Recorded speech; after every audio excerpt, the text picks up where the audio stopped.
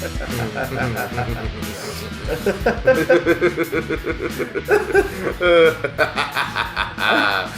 I said, what's your jellicle name? And that thread was not resolved by the end of it. Meat. Which I suppose makes sense, because that is the one of two cats with a normal name in the whole show, and it's never addressed beyond that song. Wait, which is the other one? Augustus. Gus. Oh. Yeah, but Augustus is a normal name. It's not like Augustally Boobly Doobly. Augustally Boobly Doobly. We were talking about this. Hi, everybody. Big Damn Cast. How you doing? Chris and Matt here. We were talking about Lucy and I, after we saw it yesterday, the thing in the thumbnail, that do our cats have three names?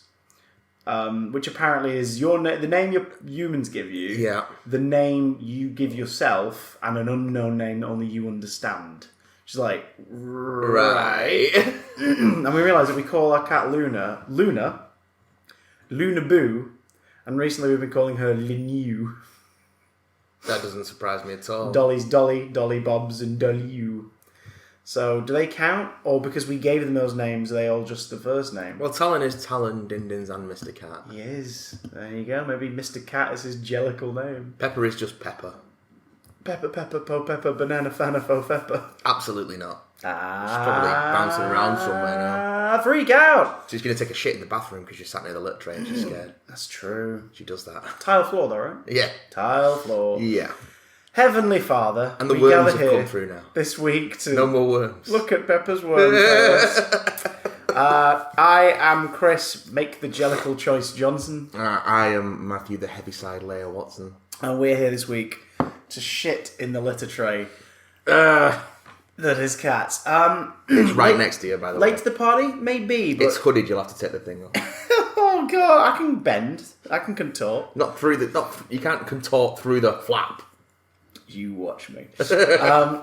We saw a bit later than most because we had busy Christmases, and also went to see better films over Christmas for the most part. But we like I went to see Just Mercy this week. That would have been a better use of your time. That's very good. Yeah.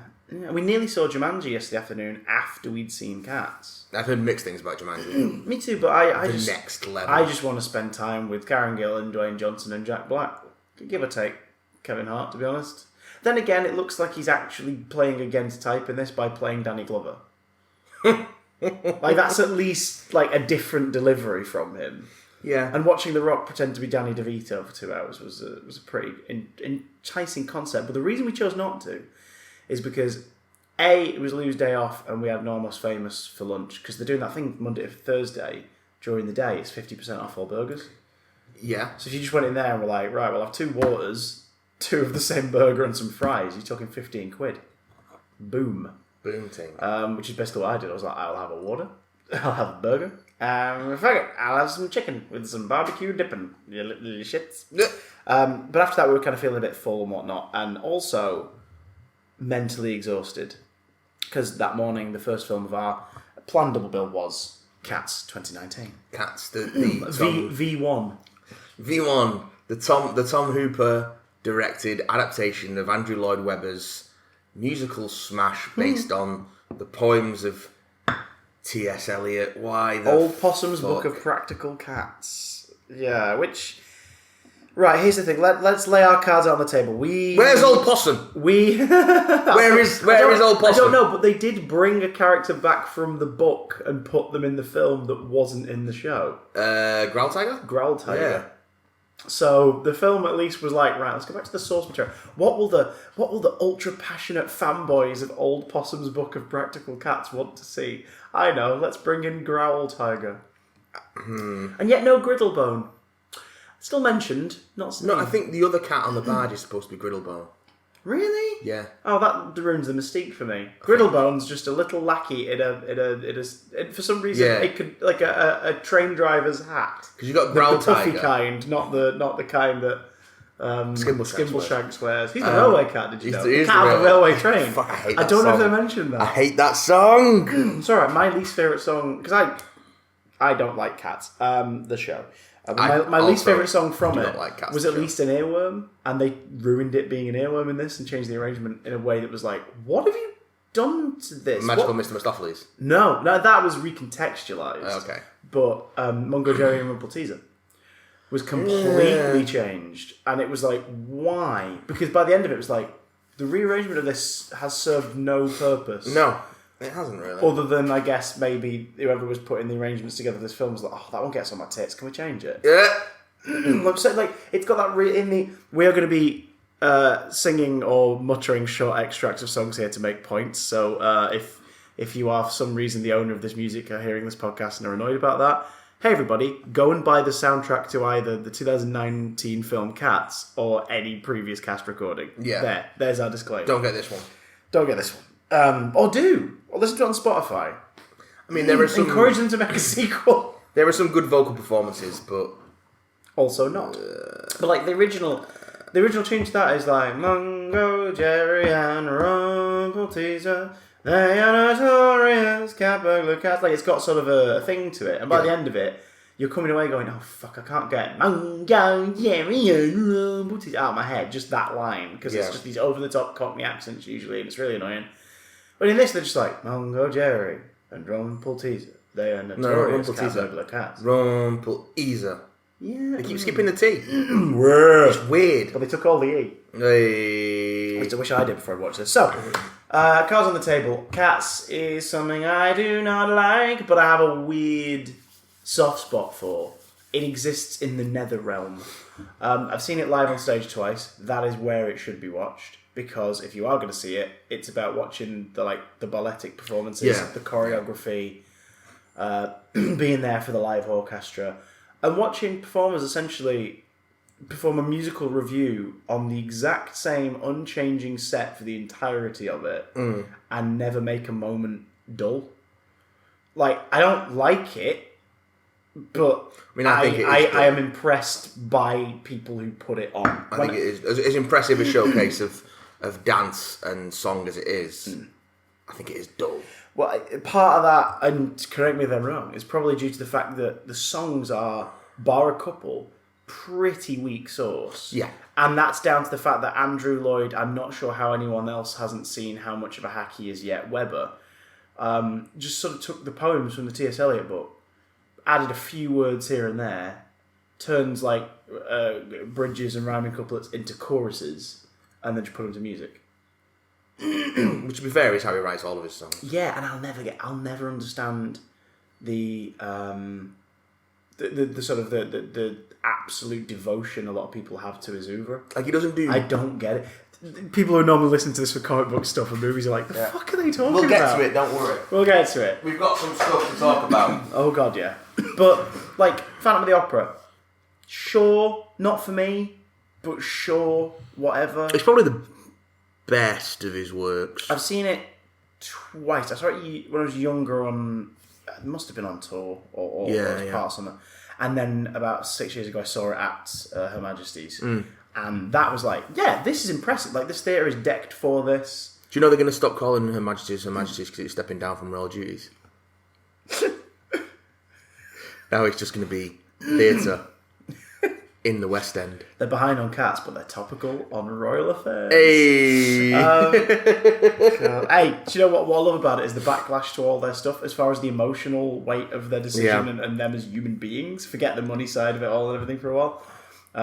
As far as the emotional human reaction is concerned, based on what people have said the moment they announced it, you can't blame them for wanting to step away. No, you can't. Really, like, look at how hate-filled all this is.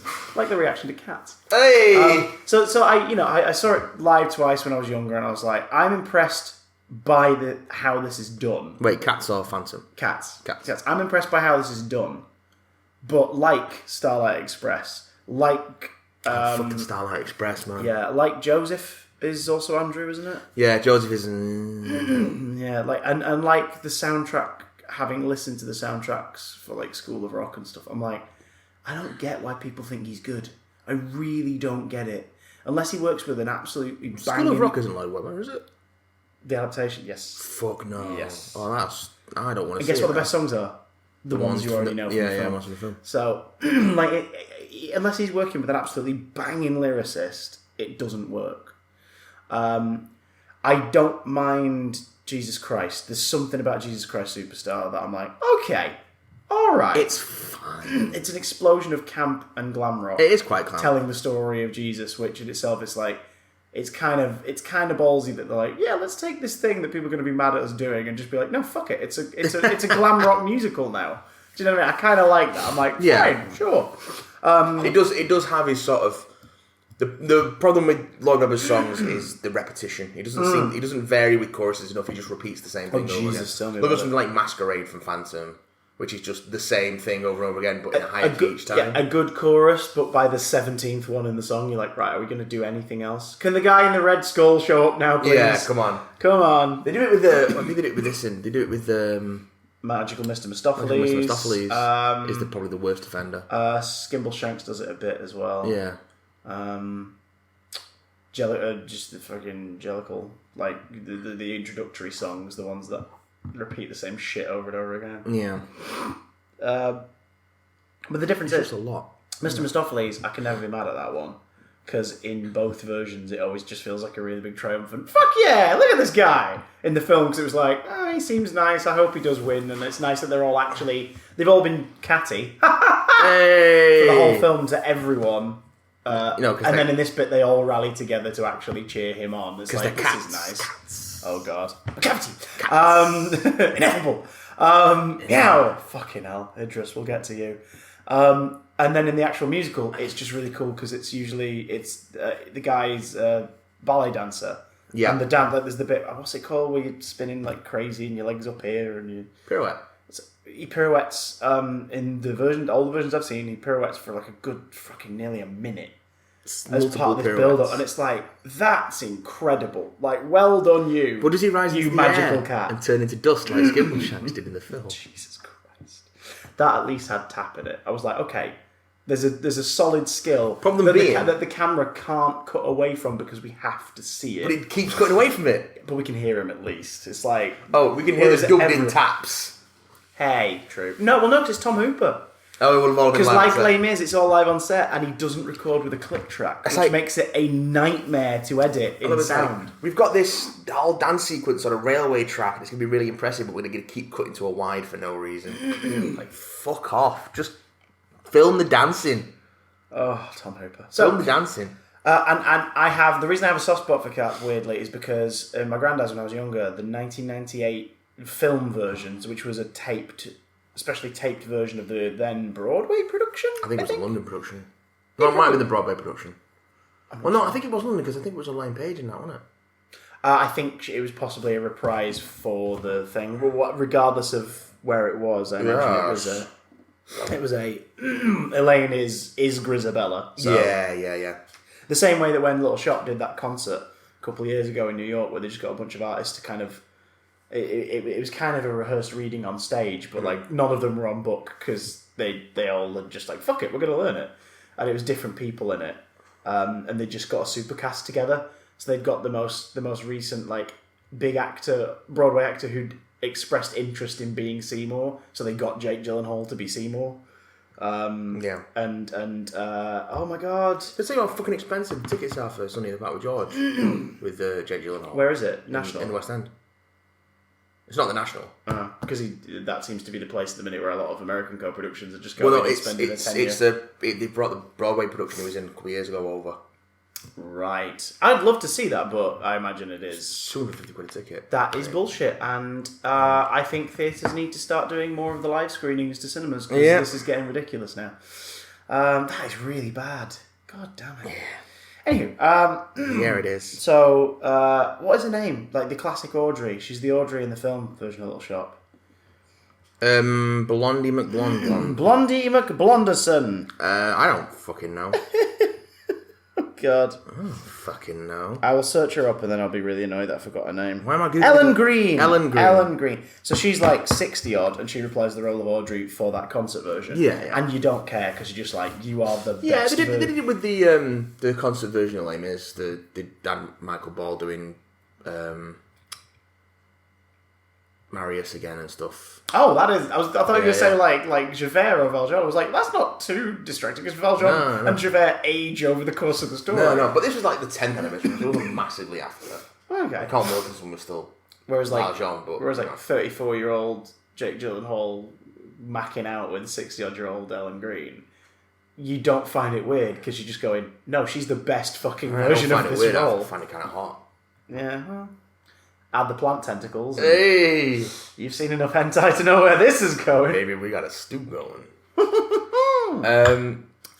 the 1998 tape version of Cats is, it's really well done. It's one of the things that 7-year-old me watched and was like, oh, that looks fun. Well, it was the stage production specially restaged for filming. So it's there's no elaborate shots. There's no changing of the set. They don't film on location. It's just in the theatre. They just film the stage show. And they have certain inserted shots that are clearly ones where they've had to obviously do them separately. But apart from that, you can imagine that it is like they've done it over a few days. It's a multi-camera setup. They've gone through the show chronologically, figured out everything, done it, and it's really good. It's like, oh wow, I can see the appeal of this show, but it's because it's a taped version of the stage show. There's no way to contextualize this. People have tried. In the early 90s, Amblin Entertainment was optioning it as an animated movie. That was the very, very distant origins of this particular project. I didn't even realise that they were directly connected until the film started and the freaking Amblin logo came on. I was like, wait, Elliot, E.T., take me with you. Please! Take me with you over the moon. Fucking hell. Animated, I think it could work, because at least animated, the strive for quote-unquote realism wouldn't hold them back. And it would be different colour palettes, and each sequence would be more elaborate. This is my thinking on Cats. And they'd also be the right proportions.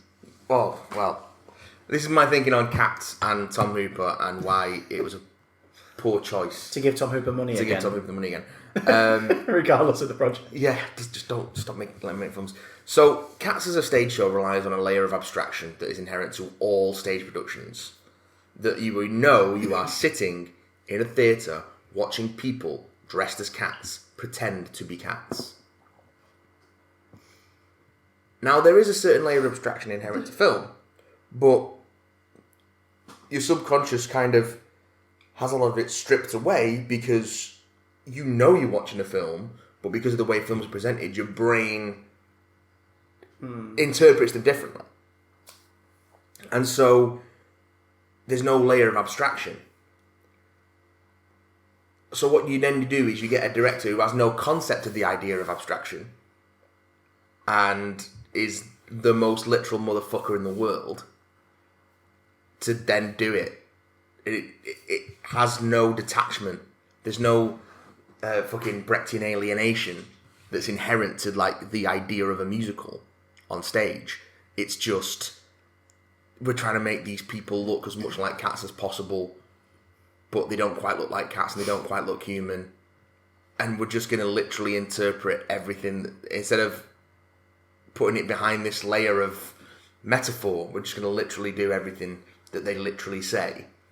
Because I'm Tom Hooper and I've got no fucking imagination. Or style. Or, can I competently direct a film and put it into an order? Yes. But can I make it interesting? Not this one. Which Oscar did he get for King's Speech? Was it Best Film or Best Director? How? That film rides on its central two performances. And even then, I'm not like a King's Speech fan. I saw it once and went, sure. It's fine. Sure. But it's the 10th best movie of that year, not the best. Like, of the list of 10, it is the weakest. The 10 in that category. Yeah. Jesus. And yet. Now, what do you think of 2012's Les Mis, his last musical? I've not seen it. I've avoided it because nearly everyone I know who's seen it has said it's shit. We own it. And I think we own it because... For the same reasons. It's a show that Lou... it's a show that Lou really loves. And the film adaptation, we were like, alright. It's sort of like Cats in terms of... It's so literal. There are like a handful of people who got it, like knew what type of version they were in. Yeah. and nail it. And as a result, you're like, okay, they're really good. Okay, they're really good. Like, Jackman is really good throughout it. Well, Jackman's is a musical theatre guy. He knows what he's doing anyway. So he's found that happy middle ground between, right, this is a film, so I know what sensibilities to bring from the stage to this and where to pull back and where to experiment. The Thénardiers, Sacha Baron Cohen and Helena Bonham Carter, because it had to be played by triple-barreled named people. They're brilliant. Like, Master of the House, it's like, fuck, this is perfect casting for an adaptation of this. These two are great in this. Yeah.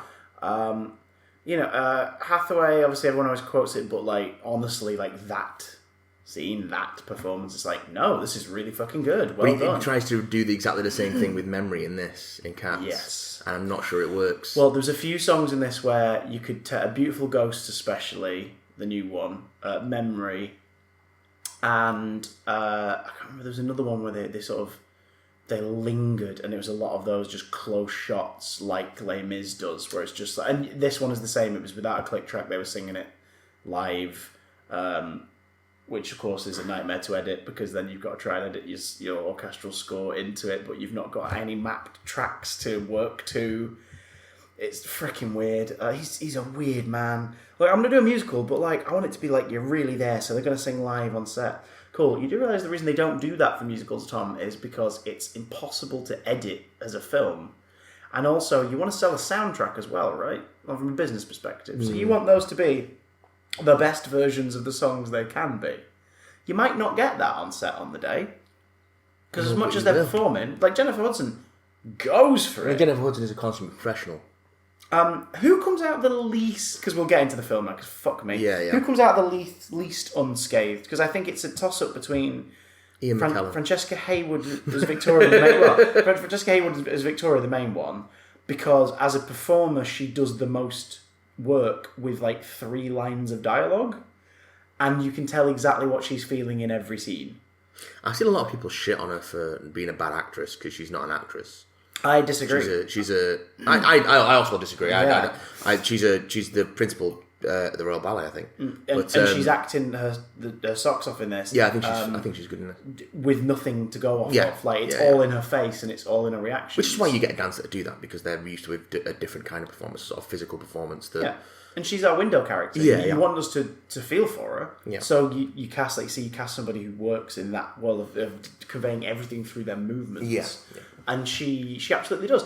And then right up next to her is McKellen, because McKellen as Gus the Theatre Cat, it's impressive because it's the only song sequence in the whole film where it just lets it breathe. Like, there's maybe... It jumps back and forth between cuts way too often, but it's just him on the stage singing that song, and it cuts between him, a wide...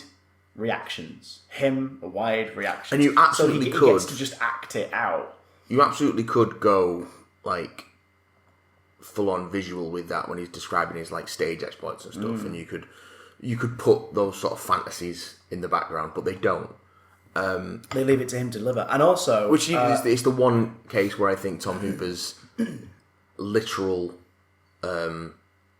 bias, like his predisposition to just be completely literal with everything in the world ever, is to the benefit of the film. Yeah, because it allows McKellen to just carry that sequence as he would if he were casting that part on stage. Yeah.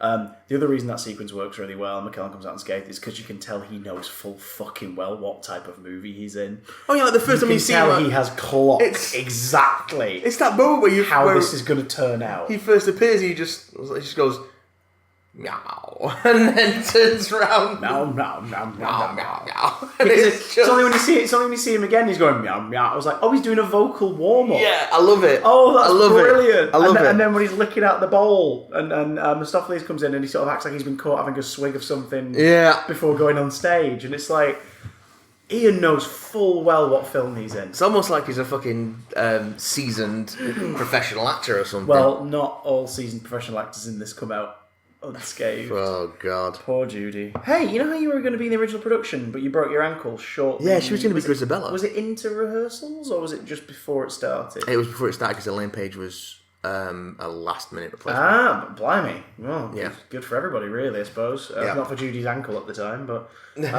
like, you know, you were going to be in the original production. You weren't. We'd love you to be in the film. And not only that, we're gonna gender flip Deuteronomy. Because ultimately it doesn't matter. I remember there being a mini kick-off about that early last year. The first show was like, why have they changed Deuteronomy 6? Like, does it matter? Although it means they've changed one line now. I'm a bit miffed they changed the line. In Monkey Strap's like last sort of significant song is singing about all Deuteronomy arrives. Yeah. And which is a wonderful melody, but then gets overused to fuck. Well, they just keep singing the chorus. Yeah. Oh, fuck off. And they keep singing that bit and over and over again. You're like, right, we get it. She's here. She's fucking here. Can we go inside the Egyptian, please? Which is not a sex act yet. So he says, the original lyric, if I remember correctly, is Old Deuteronomy's something.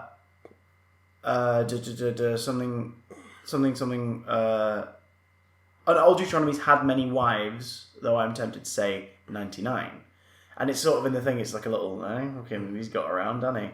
And Deuteronomy usually in the staging gives him sort of a look like, oh, quiet you. Yeah. And then this, they changed it to, Old Deuteronomy's lived many lives, before I'm tempted to say 99. And I'm like, why can't this Deuteronomy have not had wives? Why can't this Deuteronomy have had wives? Give her wives. I do like the idea of them having lived many lives, though. Exactly. I mean, that's more mystical. I think that is still a nice... But could she have got her end away at least 99 times? Well, come on. one would hope.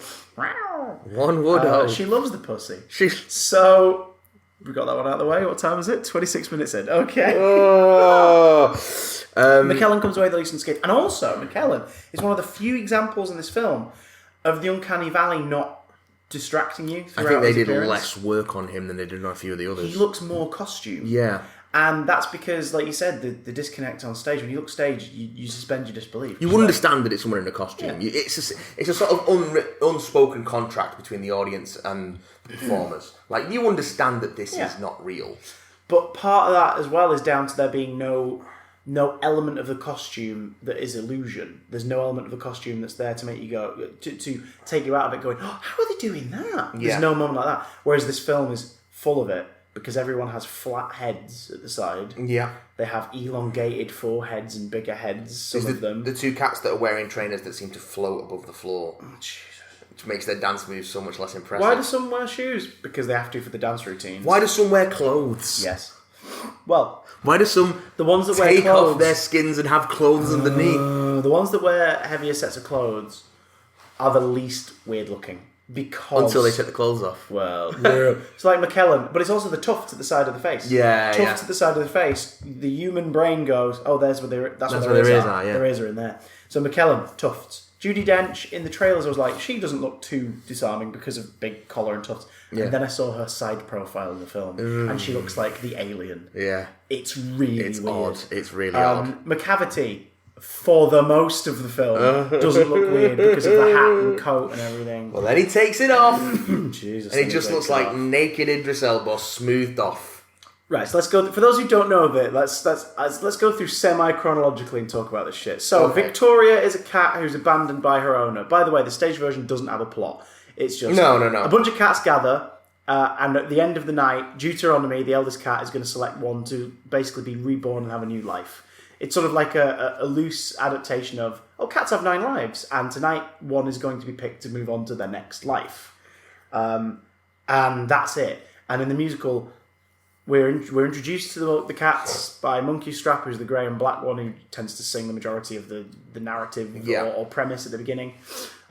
He's our narrator. Is the tabby cat you'll have seen in like all the posters for the show and stuff. Yeah, he's either Grisabella or Monkey Strap. He's in this thumbnail looking creepy. So there's that.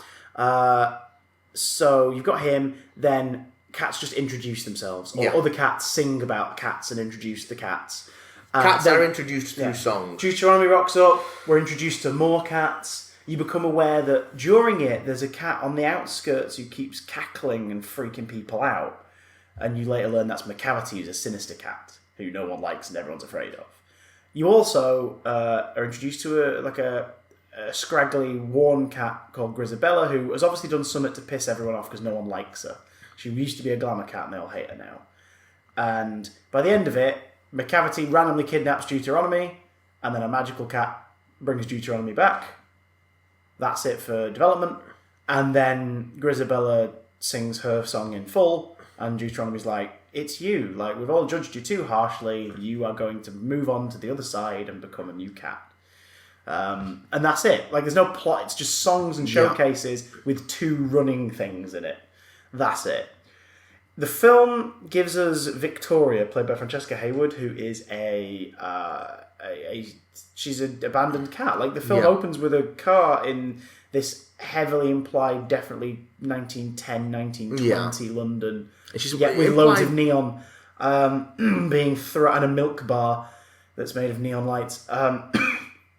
Which wouldn't be weird, because it was a musical, but I'm hanging my head, by the way. The film strives so much to be like, no, but look how grim and gritty and realistic these environments are. So she's thrown out of a bag. A bag is thrown out of a speeding car. I think she's implied to be like some sort of abandoned kitten. Yeah. With she's a very young cat. With freaking synth blaring.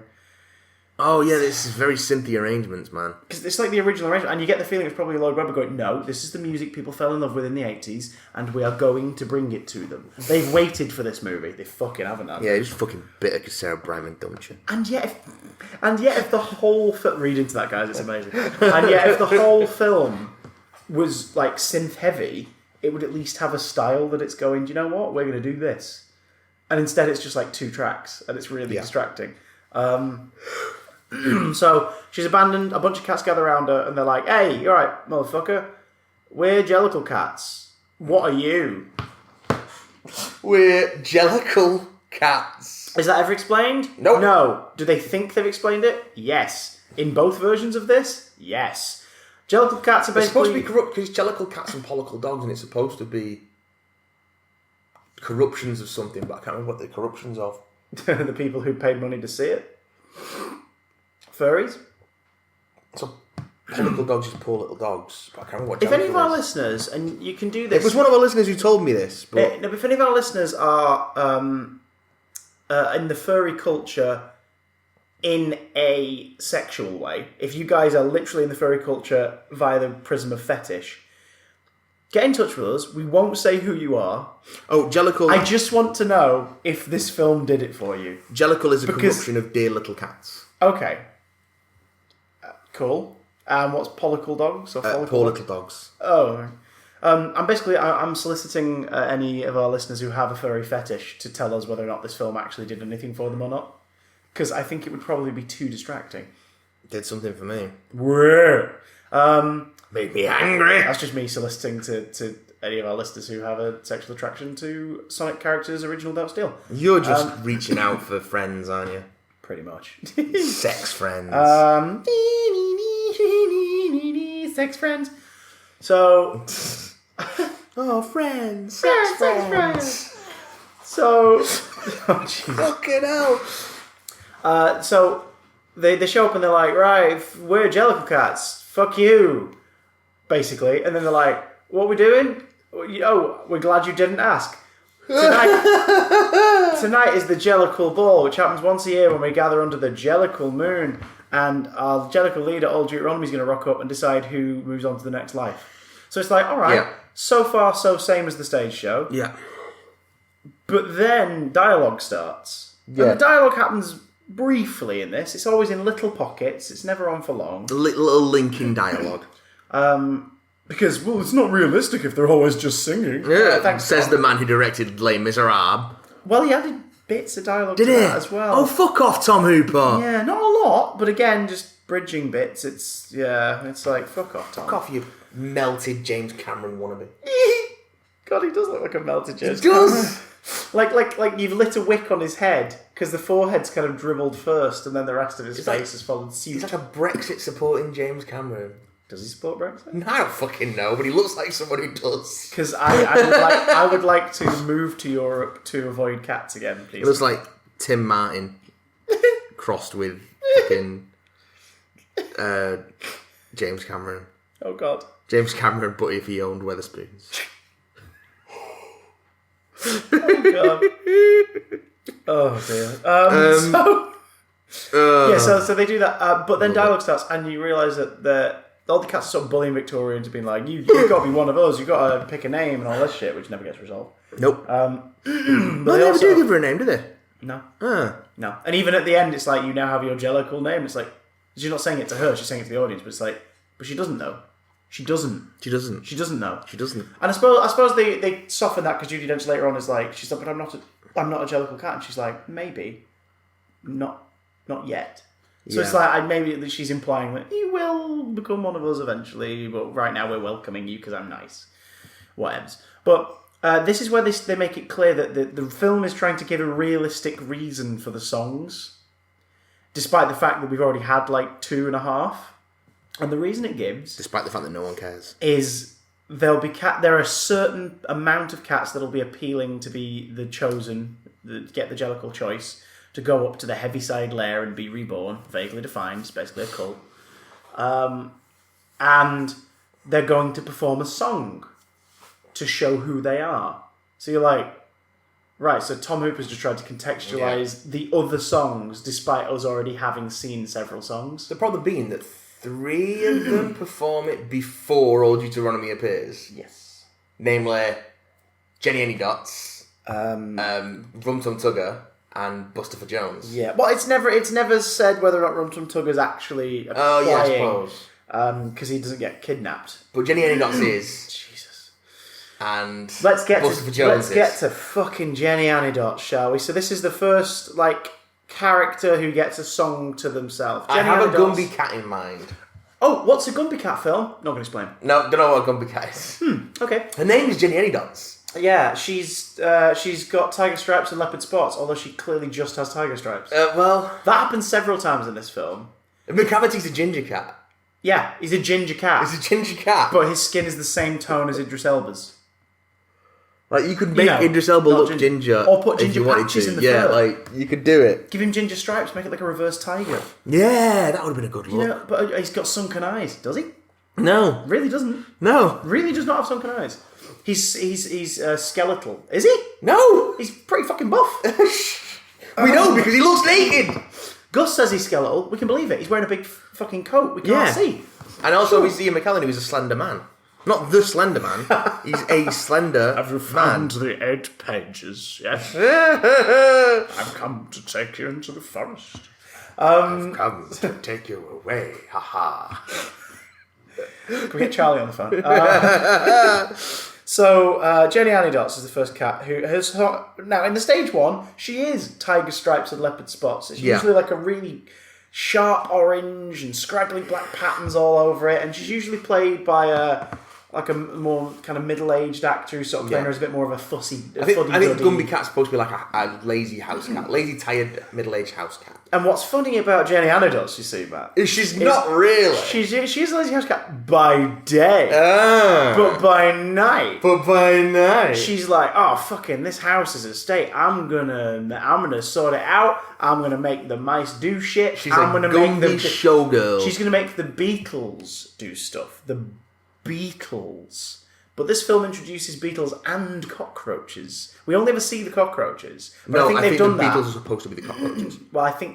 They say cockroaches before you see them.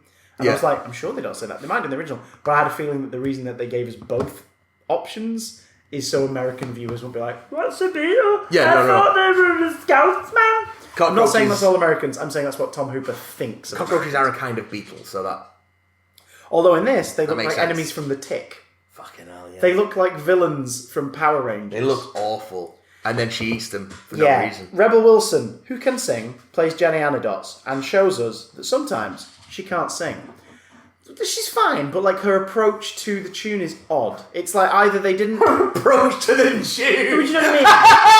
Do you know what I mean? It's mostly... She treats it more like a spoken kind of thing with a bit of a jazzy kind of... Next time I'm with someone who's butchering a song, I'm just going to go, your approach to the tune was odd. No, but when you cast somebody in a film... Your relationship with the key of this song was...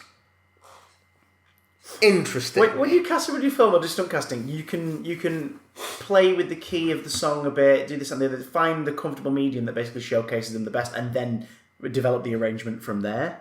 Because when you do film, they basically go, oh, let's cast that person. Right, now how do we make them work in this song? 9 times out of 10, that's how they've done it. That's how Sweeney Todd was done, and that's why it's fucking awful. Whereas on stage, of course, it's, no, this is the fucking book. Yeah.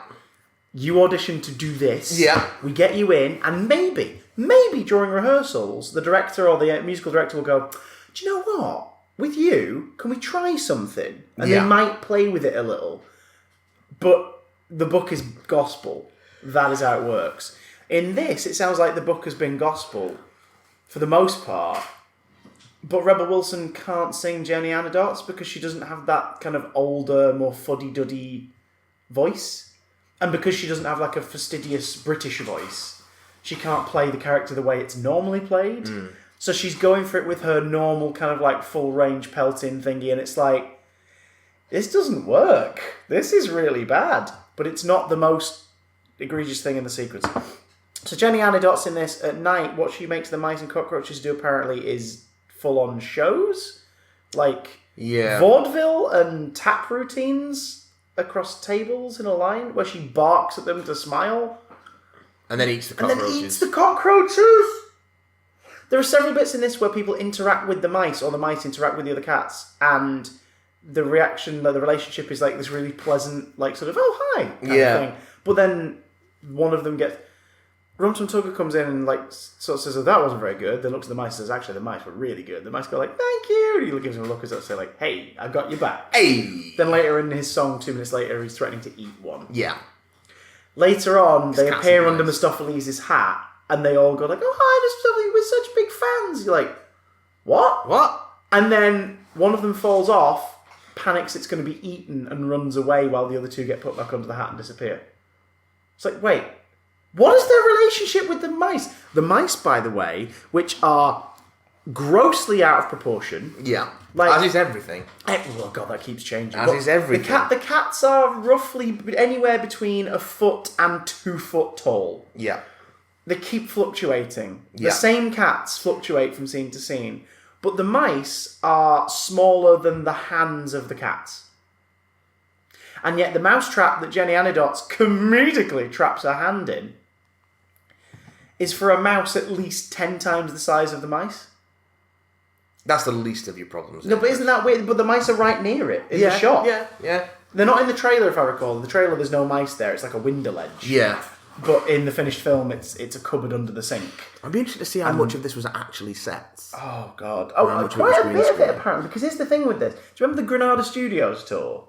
Where you'd have, like, you were in that room, it was a massive room. Yeah. It was meant to be like a dollhouse set. Yeah. And part of it, a cat lifts up the ceiling and yells at you. And it's like, oh, this is kind of spooky for a studio tour. But the idea was, hey, look, sets can be anything. This set is huge and it makes you feel small. And I think it was a nod to the then movie adaptation from the mid-90s of The Borrowers. I think that's what it I think probably the TV series version. Well, absolutely, but I remember them referencing that to me when I was there. Because I was like, yeah, we've got that film. Well, I would have went earlier than you did. Where? You were there that morning. Did you do the exciting green screen sequence where they green screened you into a Corrie scene? No. They had a green screen, and the use that they make of it is they green screen one of the tourists into a scene from Coronation Street. I went so long ago, I can barely remember it. It's ridiculous. Everywhere else is like, oh, like Doctor Experience. Oh my God, let's put you hanging onto the edge of the TARDIS. Oh my God, let's put you in the middle of Granada Studios tour. Do you want to be in Corrie? Say these 3 lines. No, I don't. No, you're in a scene. Actually, I wouldn't mind if they wanted to pay me. Same. Hi guys, if you're listening. Come on, let's move this along. Let's keep it motoring. We're going to be here all day at this rate. So, a lot of it was real sets. The reason being is because they said they wanted to give actors the perspective. Yeah. So somewhere someone has fumbled the scale completely. Maybe it's the set designers. Maybe it's Tom Hooper saying, "No, make that bigger. Make that bigger," because I think it'd be interesting if they do that. Like in this very same scene, Jenny Anecdotes is small enough to be like curled up on the edge of a chair, but then she's tall enough for her head to nearly be touching the underside of the kitchen table. When she stands on the kitchen counter, the bread is tiny compared to her, yet she's apparently a cat. So the bread should be about the same size as her, if not just a bit smaller. You've definitely given this more thought than anyone involved with I was sat there, and Lucy kept grabbing my hand and saying, "Why is the bread small? Why is the bread small? Why is the bread small? Why is the bread small? Why is the bread so fucking small?" It was like, Why is the bread small? Because it's one of those where, like, the moment you notice the scaling, you're like, oh God, yeah, and you can't stop looking for it. It's weird. Let's get off Jenny Anydots. Jenny Anydots. There's way more to talk about. She peels her skin off and reveals her costume. Yeah, that happens. She gets kidnapped by McCavity, who we've met by now. But not yet. She doesn't get kidnapped yet. Not yet. It's during the next song she gets during Rum Tum Tugger. Yeah, because it's during Rum Tum Tugger. It's because they're all dancing and this, that, and the other, and she's distracted over the other side of the... No, I think it's... Oh, no, you're right, yeah, because she makes a fat joke about Buster Jones that actually contextualises why he wants a new life. Because they try to give these cats a reason. Yeah. Jenny Anydots is like living it cushy. She's sleeping all day and conducting shows at night. I think she wants to be shows all the time. Well, no, like the reason she gives is that she's bored of it. Oh, okay. And then the reason that the film implies from what McCavity says to her, and she reacts to as though that's right, is that she should have her name in lights. Because he's like, you should be on all the posters. And then she looks at the posters, and it's all the McCavity wanted posters. Yeah. And she's like, oh no! And then he fucking says, McCavity. Also, and then magics her away, yeah. Idris Elba teleports in this movie. Teleports, but leaves dust behind. And every time he teleports, he just says a word. Yeah. It's... In a way where it's like, is that how he does it? I mean, even at the end, he's like, inevitable. Meow! And you're like, the fuck is happening right now? I don't know. Oh my god. I don't know. So yeah, McCavity, and he plays him kind of suave and charming. Yeah. Because McCavity's song has always been sung by other cats, usually Bomb Ballerina. It's Bomb Ballerina in this, it's Taylor Swift. And someone else usually in the show as well. One of the other female cats from the chorus who are not named in the film, so I can't remember their names. Yeah, well in this they just give her like 4 others who randomly sing toward the end of it. And McCavity is basically, he's a criminal cat and he's evil. And there's a bit of mystique about it. Some of the girls are like, yeah, it's kind of sexy. Like, he's hot and mysterious. Sexy. And others are like, oh, he's despicable, he's horrible, he's steals I know he cheats at cards. Yeah, what a bastard. And in this, Idris Elba seems like he's having fun in this. Like, he's going, I'm going to be a baddie, and I'm a cat. It's not good, but his physicality doesn't make any sense. No. And he looks cool until he takes the coat off in the final act. And then it looks weird. But he steals Jenny Anydots away. But between that, we get Rum Tum Tugger's song. Yeah. Rum Tum Tugger's played by Jason Derulo, who, I'm going to say it, did a pretty fucking good job. He's taking it a bit too seriously, probably. But I kind of like that he bought into it. He did buy into it. He really... Yeah, but like, in a way, we sort of go, do you know what? Kudos to you, man. Fair play to you. You leapt into this. Because Rum Tum Tugger's a fan favourite amongst, like, cat fans. Like, I don't know why. Because he's got the most distinct costume in the show, usually. He's the one who looks the most like just like a rock act. Like, he was a rapper for a little bit, and then they changed that back. Oh, yeah, recently. I think they've kept the design, though. They've kept, like, the cap and the dreads. I think it was in the mid to late 90s. It was earlier than we think it was, I think. No, recently there's some pics from, like, one of the... Because there's a version from last year that was... I can't remember what it was. One of the theatres outside London that's an outside theatre. Yeah. Where they simplified the designs a bit more, so they were more interpretive. So you still had the cat makeup and kind of the headdresses, but it was less like lycra and more kind of costumes that alluded to who they were and what their attitude and character was like. It's like Rum Tum Tugger's a bit more like baseball cap, dreadlocks, like a bit more of a vest. In a way, we looked at it, you go, as far as the redesign goes, that's pretty cool. It still fits in with the character.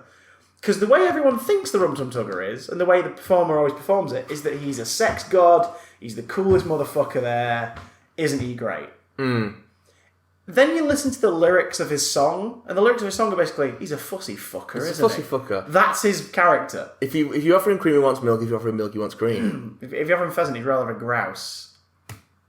He's always on the wrong side of every door. He's a cunt, basically. And if you give him food... he might like it, but he'll always prefer something he got by himself.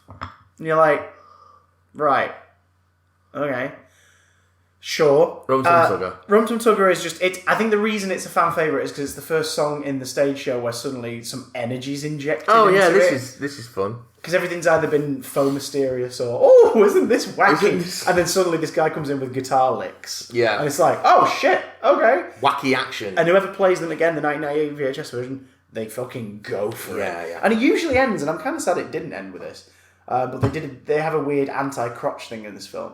It usually ends with, on that last note, it's like, and there ain't doing anything about, wow. And it's like a thing, and usually this female cat's like sat there just watching his dick. And then on the last about, he like thrusts and one of them faints. And then that's the, about it. and that's how the song ends. In this, they do that, but instead it's Jason Derulo doing like freaking vocal tricks and everything. Yeah. And again, really nice. Like his Cockney accent is not as offensive as people said it was. No. When I heard it, I was like, no, he's doing all right here. Yeah, he's doing okay. This isn't Hellboy 2019. It's worse. No, it's not. Hellboy is worse than Cats. If I had to pick, Hellboy is worse than Cats because at least I had a laugh at That Cats. character's supposed to be Irish, though. Which one? Alice or the tiger guy? Because both of them were not meant to sound as bad as they did. Alice is supposed to be Irish. Oh God! Do you want some Marmite or a cup of tea? We got a bit of cup of tea in the drawer for you. It's like, what the fuck are you doing? Yeah, all right. At the end, he just vocal tricks, and that's it. And it was like, oh, I kind of wanted the egregious thrust, but then I remembered all the stories of them, and you can see it in Idris Elba particularly. They've smoothed out every male crotch completely. Yeah. And Jason Derulo made a whole stink about like the God of mine, and they had to do extra hard because I got a big cock. It's like, oh, okay, funny joke, whatever. Like the same joke was made by. Funny, haha. Who was it in the 90s? Someone had something like that where they joked for ages about like, oh, they've really had to like CGI my cock down. No, it wasn't the 90s. It's the Superman thing. In the 70s and in the 2000s, right, they had to find ways to make Chris Reeves and Brandon Routh as smooth less as possible. bulgy. Yeah. Which is really bloody weird. And Willem Dafoe as well for the Green Goblin, apparently. For Willem Dafoe, they had to design a cup to flatten him. Because he was uncomfortable in the costume. Because he was packed in there. So they were like, right, we have to find a way to pack you in a comfortable way. Willem the fuck? I'm looking forward to seeing The Lighthouse. I was going to say, do you know Willem Dafoe. what he calls his dick? The Lighthouse. I hate it so much. Let's talk about... And if you don't swallow... He asks you. Let's talk about Buster Jones. Why'd you spill your beans? Buster Jones, played by James Corden. I fucking hate James Corden. Yes, not the worst performance in the film, but indicative of one of the worst traits of modern Hollywood. Because both James Corden and Rebel Wilson have several cutaways mid-song. Yeah. Rebel Wilson in one case with a male someone giving them a feed line who's not in shot and you can't see who she's looking at. And it's a wide. And you're like... What's happening? Who's she talking to? The two of them were clearly just told, you're funny, let's have some improv from you guys. Let's stop the song dead so you can do a joke with a fucking seesaw. And they're all cat jokes. They're all, apart from that seesaw one, they're all cat puns. In a way where you're like, This isn't as... Hairball. This isn't as funny as you think it is. Sorry, there it is. See what I did there? Yeah, I see what you did there. You did a cat's joke. Into a cat pun. Yeah, so the less said about Buster Jones, the better. Like, he's... In costume, less weird. As soon as he strips off, really fucking weird. Here's why Cats would have been better It's a tuxedo animated. cat who wears a tuxedo. If it had to be made, it had to be made animated. Do you know why? In hand-drawn animation, you can make leftover scraps of food in a bin look delicious as the characters are talking about them. Because it's all bright and vibrant. Nah, it's not good. Because they've gone for realism in this, it just looks like he's wading through shit. It's disgusting. Buster Jones, in case you're wondering, is a fat cat. That's it. He's posh and he dines at all the best clubs. All the bins. Yeah, he knows where all the best food is because he's this raconteur and connoisseur and twatosaurus. And James Corden has been cast probably not because he actually has theatrical background. He'll have been cast because he's a big guy. That's why he's been cast. In the song, Buster Jones is incredibly proud of his size. Yes, he loves his size. Rebel Wilson as Jenny Anadots throws in a line that I was actually thankful for because it was like, yeah, why is Buster Jones? Because even like as soon as the premise began, I was like, why would Buster Jones want to be different? Yeah. And then she's like, he wants to be reborn so he can get fat all over again. And you're like, oh, okay. That's a valid enough reason for him to want to be reborn, despite the fact that he's apparently like healthy enough to survive at the size he is. Well, yes. Fair enough. But then the seesaw moment happens where a cat tries to make him leap up and it doesn't work. And he says, I'm sensitive about my size. Despite the fact that he's just spent this whole song going about how great I love being big and round because Yeah. I'm happy. Like, it's a body positive song and then he does, it's like, the fuck is this? Nope. He gets tricked by McCavity. He gets after buggered he off. spits some bones in Victoria's face. Which is disgusting and fucking weird. Let's skip along. Let's skip along to the next big song. Grisabella, we get a bit of memories. Oh, Grisabella turns up, we get a bit of memories. It's like, oh, that's Jennifer Hudson. She's doing all the acting. She's seen better days. Yeah, put it this way. Jennifer Hudson, we appreciate all the acting, but you must have known that all anyone was going to focus on in her 2 scenes was her tears and snot. Tears and snot. Because they're so obvious. Yeah. And it's like she's got them because she's doing all the acting. Do you think Tom Hooper's got a tears and snot fetish? Yeah, there's quite a bit in Les Mis.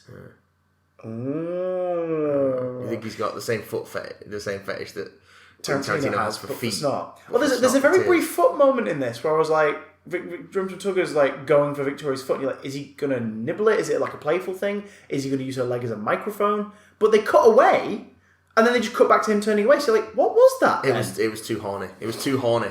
This film was unintentionally horny. Because the next big bit, when after All Deuteronomy arrives, and they're all in the Egyptian and they start dancing, very horny, very lots of rubbing. Oh, that was fucking strange. Lots of rubbing. The fact that when it ends, around. they just lay there going, and again, it makes sense because I think the is more they're knackered because of how intense the dance just was. But it comes across as a big orgy. We never see the dance. No. Because he always cuts away. During that bit was when the 2 body popping ones reappeared, the floaty trainer people. Yeah. And I was like, right, at least we're gonna get to watch them doing a dance. Like, I'm looking forward to this. Because here's the thing as well: the original Cats choreography has been really pretty much the same since its inception in the 80s. Yeah, choreography is legendary. Yeah, it tweaks and whatnot based on the setting in the theatre and this, that, and the other, but it's been exactly the same. But it's much a dance show as it is a song show. Right? Yeah, for this they threw it out, and there's a new choreographer. It's the person who choreographed Hamilton. I would love to have seen their work. But it just keeps going and Tom keeps editing around it. Like Les Mis, at least that didn't happen because Les Mis doesn't have dancing in it. Like it's as much an opera as it is a musical. It's so you don't lose any of that in Les Mis' editing, but in this he never stays the fuck still. So you never see these dances. No. So when they are lying down knackered at the end, it's like I can only assume it's because they've all just come. Which is the biggest problem with Skimbleshanks. Because his dancing is fabulous. The guy playing Skimbleshanks is incredible. We'll get to him in full because that sequence needs dissecting. Well, there's nothing else to get to really, apart from the next the Theatre Cat. Is that before Skimbleshanks? That's before Skimbleshanks. He's the first cat to present himself, and that's what we've already really talked about. There is McKellen is static, and it just cuts between him, a wide shot of him, and reactions, including Judi Dench giving him "I'm going to fuck you" eyes. Yeah, she has a leg up at one point. She does, and her wedding ring on her hand. If you are watching the initial cut, which I was, she just randomly raises a leg in a way where you're like, did Judi Dench actually do that, or did they digitally add that happening? Yeah, they got a body double to do that. I don't know. That is a flexible damn leg. Yeah. Maybe she's quite flexible. I don't know. Yeah. But she's like, no, fuck it. I didn't get my chance back in the 80s for this show. I'm gonna fucking toss my legs around. I know that Judi Dench's sight is unfortunately failing her. Oh, bless her. But she may still be quite flexible. I don't know. Where? Gus the Theatre Cat song is great. Because it's just a spoken word song. McKellen acts the fuck out. We talked about how great it is. Like it's fire for fiddle, the fiend of the fur. It's just Ian it hits McKellen. that low really nicely. Yeah. What was nice about this is little callback to the OG. That song is usually really upsetting and has this almost suicidal. I think there was a melancholy to it in this. There is a melancholy, but not as egregiously as in the show. He is asking to die. Because in the show, it feels more like I'm about to fucking go, whether you give me another chance or not. And it's usually also played by a very old actor. Some productions double up. As it is in this. Some productions double up and use one of the chorus playing the role and playing old. Yeah. But it's usually played by a very old actor who comes out, does that song, and then they're done. They might be in the ending as part of the final gathering. This is kind of a reminder that Ian McKellen is in his fucking 80s. But the difference is, you watch him in interviews and shit, and you go, yeah, he's not done yet. Oh, he's really not done yet. He's almost in the prime of his life now, in terms of his energy and everything, and the amount of projects he still takes on, and the amount of fun he clearly has. You'd like to think, and the amount of fucking he's probably doing. Well, can boy fucks, butt fucks, boy fucks, and butt fucks. Fire for fiddle, the fiend of the fell, fiend of your butthole. You know Ian McKellen is getting it on the reg. Oh, he absolutely is. And his is the best performance in the film because he's the least visually distracting. It's delivered really well. There is that real life parallel, like you say, of he's an actor in his older years. Like, is the casting deliberate to kind of ape that? And also his inflections are funny. Like he's actually kind of going for it. No. But the melancholy softened a bit by the end of this one because when he's leaving, he's like, happens. Yeah, I've still got it. And all this. Like, he feels delighted. Yes. But also, that's not the end of him, because he gets kidnapped too. We haven't touched on him yet. Growl Tiger, who's the terror of the Thames. Ray Winston. Yeah. Was not expecting to see in this. Which was so that's from the poem. So Growl Tiger isn't in the original show. No. But he's in the book. And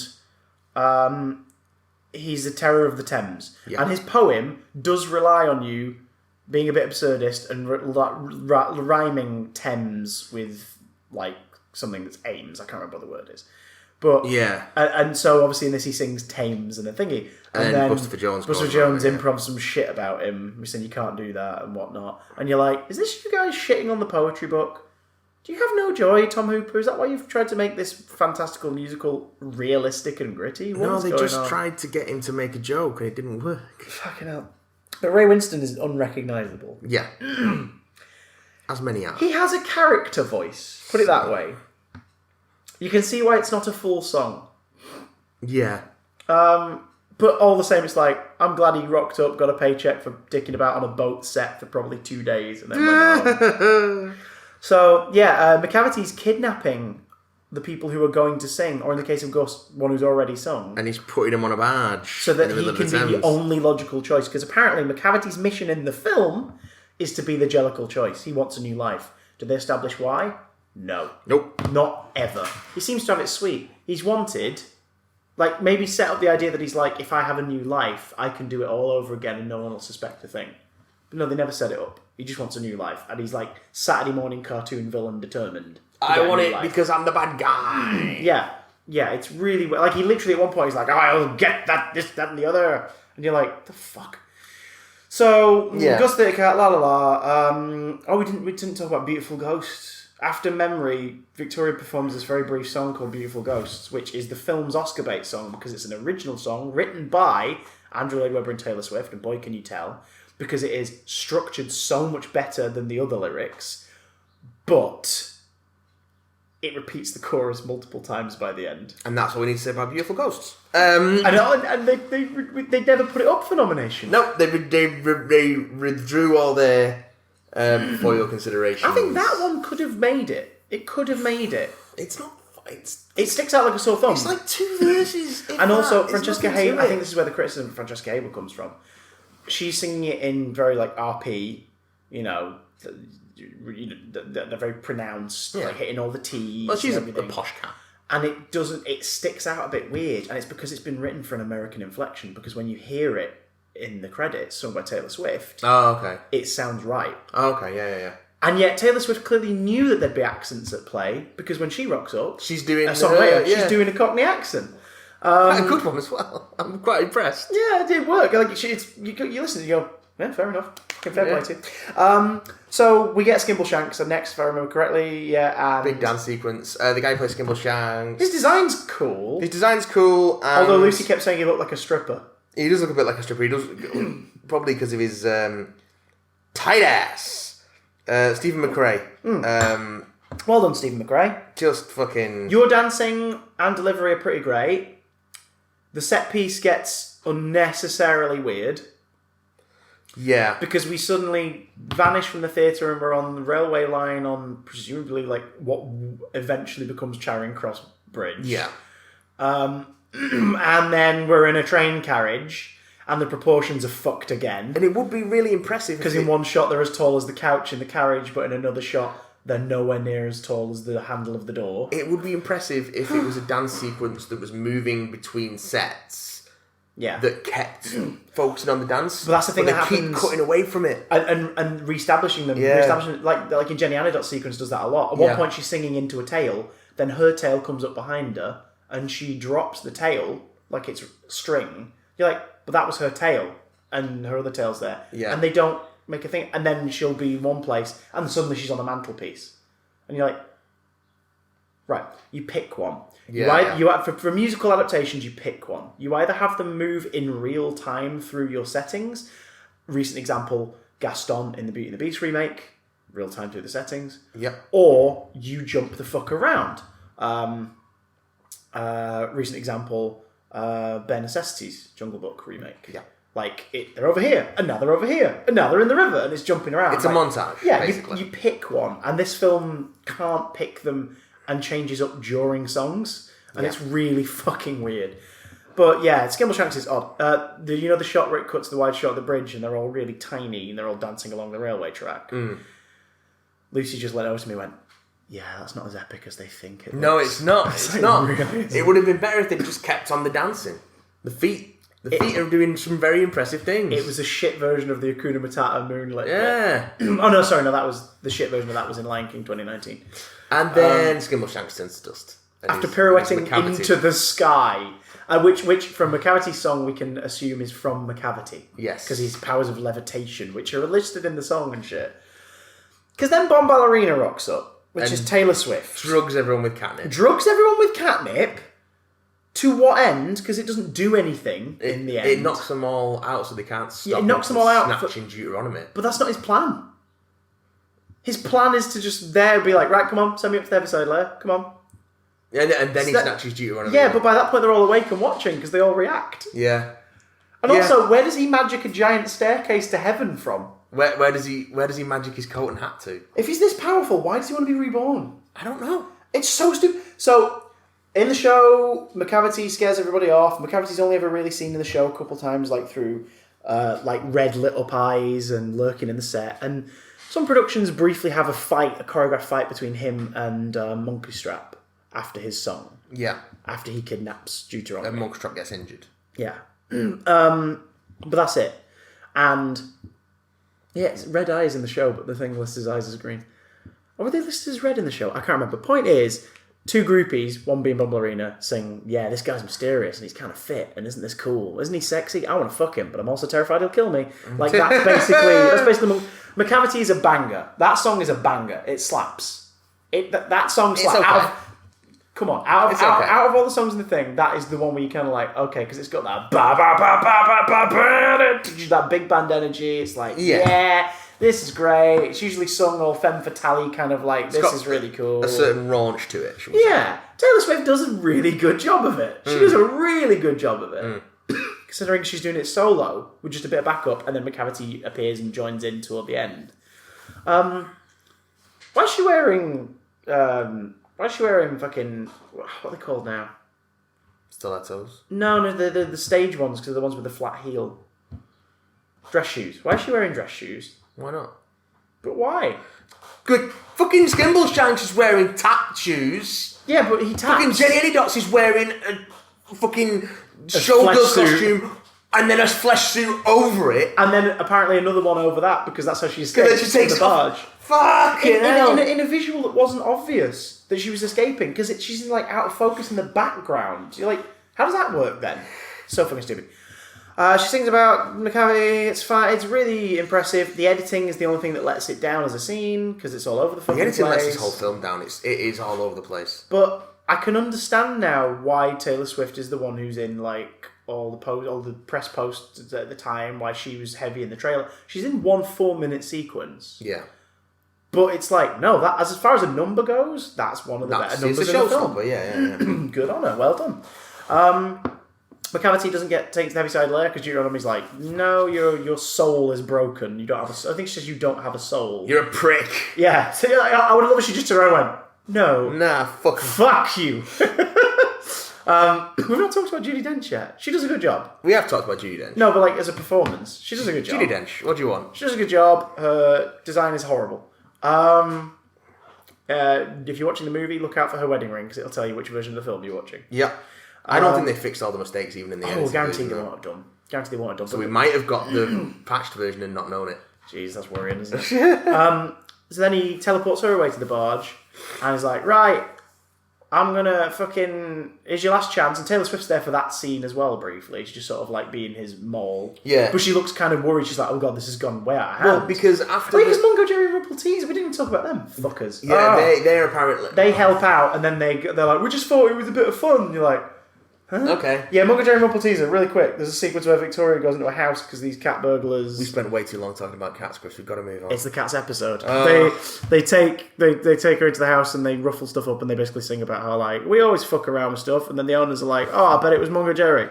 Or they're like, oh, I bet it's Rumpelteazer. And the novelty is, there's two of us, and isn't that fun that we never both get the blame? Bye. But that's also one of the sequences where you get some of the most egregious scale errors. Jesus. Because they're messing around with the knife and fork is the knife and fork is bigger than her. Yeah. She's wearing a human ring on her wrist like a bracelet, and yet she's wearing a watch like a collar. I just... Yeah. Fucking hell, that sequence. But also that sequence gives us a glimmer of hope for something nightmare fuely that we never get. Because a dog tries to get into the room. Yeah. And I'm like, the dog. Right, we've seen cockroaches, we've seen mice, these are fucked up. What's the fucking dog gonna look like? See a dog. We never see the dog. You never see the dog. We never see the dog. The dog chases a bone that to the dog would be about maybe the size of its paw, if that. Yeah, but dogs like bones. Fucking Pollicle dogs like bones. Pollicle dogs. So Mungo Jerry and Rumpelteazer are the only kind of like interesting designs fur-wise as well. They actually have like shades and they've got more patches. going on. I don't know if it's necessarily interesting. If you're giving them tufts at the side of their head, they would just be, oh, these guys look like they came from the show. Yeah. But yeah, their accents were hard to place. Was one of them Cockney and the other one Irish? They're both Irish, I think. It's weird. Yeah, it is. Because it's too soft in the mix. Also, the sound mix was terrible. Sound mix was awful, yeah. Can't hear what's going on. So they kidnap Deuteronomy and he's like, right, you're going to walk the fucking plank and you'll die or you'll send me to the Heaviside Layer. It's like, well, none of you are going to get what you want then, are they? No one's going to get what you want. And then she starts walking a plank. And then a 7-minute sequence begins in real time elsewhere. And you're like, I thought you were meant to be realistic, Tom. Yeah. After your cats teleport to a boat. And it's magical Mr. Mistopheles trying to get his confidence up so he can bring Deuteronomy back. This is recontextualised. Because in the original show, Deuteronomy's kidnapped and then everyone's like, oh, fuck. And then Rum Tum Tugger is like, hey, I know a cat who's the shit. And introduces Mr. Mistopheles. And everyone sees how amazing Mr. Mistopheles is and some magic tricks and pyros happen on stage. And then, usually based on the set design, there's like the back end of a car, and he like does a magic thing, and they open up the boot, and Deuteronomy emerges from the boot. Yeah. And it's like, yay! You've teleported Deuteronomy back to us. Deuteronomy's saved. And it's like, yay. In this, Mistopheles is throughout it. The actor does a pretty good job of making him quite endearing with little lines. He seems quite sweet and likeable. And a little bit useless. Every now and again, he tries to be like, hey! And he fucks up, and you're like, oh. So in the film, it's recontextualised that Victoria's like, no, you can save the day. We have a magic cat. Yeah, because Victoria's got a wide on for him. Yeah. Well, to be fair, they've all got wide-ons for all of them. Well, fair, at one point I thought Mistopheles and Deuteronomy were going to snog. Yeah, that was... And instead they just sort of rub noses and you're like, oh, it's a cat thing, but they're also humans, so this is weird. Deuteronomy fucks everyone. If their noses were just simply just made up to look like cat noses, that would be enough of a separate visual distinction. Yeah. That I'd be like, fine, they're people playing cats. Instead, it's they're cats with people faces. Like fucking What We Do in the Shadows. Was it Keeks who put that gif up just after you guys had seen it? It was like, fucking too right. So, in this, they recontextualise it that he's singing the song about himself to boost his confidence. And it's played really well, and again, it's one of those where once the chorus kicks in, it's catchy as hell, and then it outstays its welcome very quickly, because they keep singing it. Also, thanks to Judi Dench, who reappears behind them, because apparently the spell works, I finally actually, for the first time in my 28, nearly 29 years on this earth, realised what the statement is in the chorus. Because it's, oh well, I never. Was there ever a cat so clever as Magical Mr. Mistopheles? It's 2 sentences. Oh well, I never. Was there ever a cat so clever? Whereas for years I've just heard it as, oh well, I never was there ever, because that's how it's sung. Yeah. And you're like, what the fuck does that mean? What does it mean? And then she says, oh well, I never. Was there ever? And I was like, oh shit, it's 2 sentences! Thank you, Dame Judy, for bringing some actual diction to this shit. Yay! She reappears, and they're all happy, and isn't this great? And then Victoria goes outside, reprises Beautiful Ghost, brings in Grisabella, and is like, look, this is about giving people second chances. You've all been horrible bitches to her for no fucking reason. Hear her out. And then Jennifer Hudson earns her paycheck and sings the one song that's the reason this show has actually survived for 30-odd years, let's be brutally honest. Because it is, again, in and out of context, memories are really like, wow, that is some powerful shit when it's sung by the right person. That's pretty great. And the lyrics have got some really good stuff in it, and it's like, yeah, cool.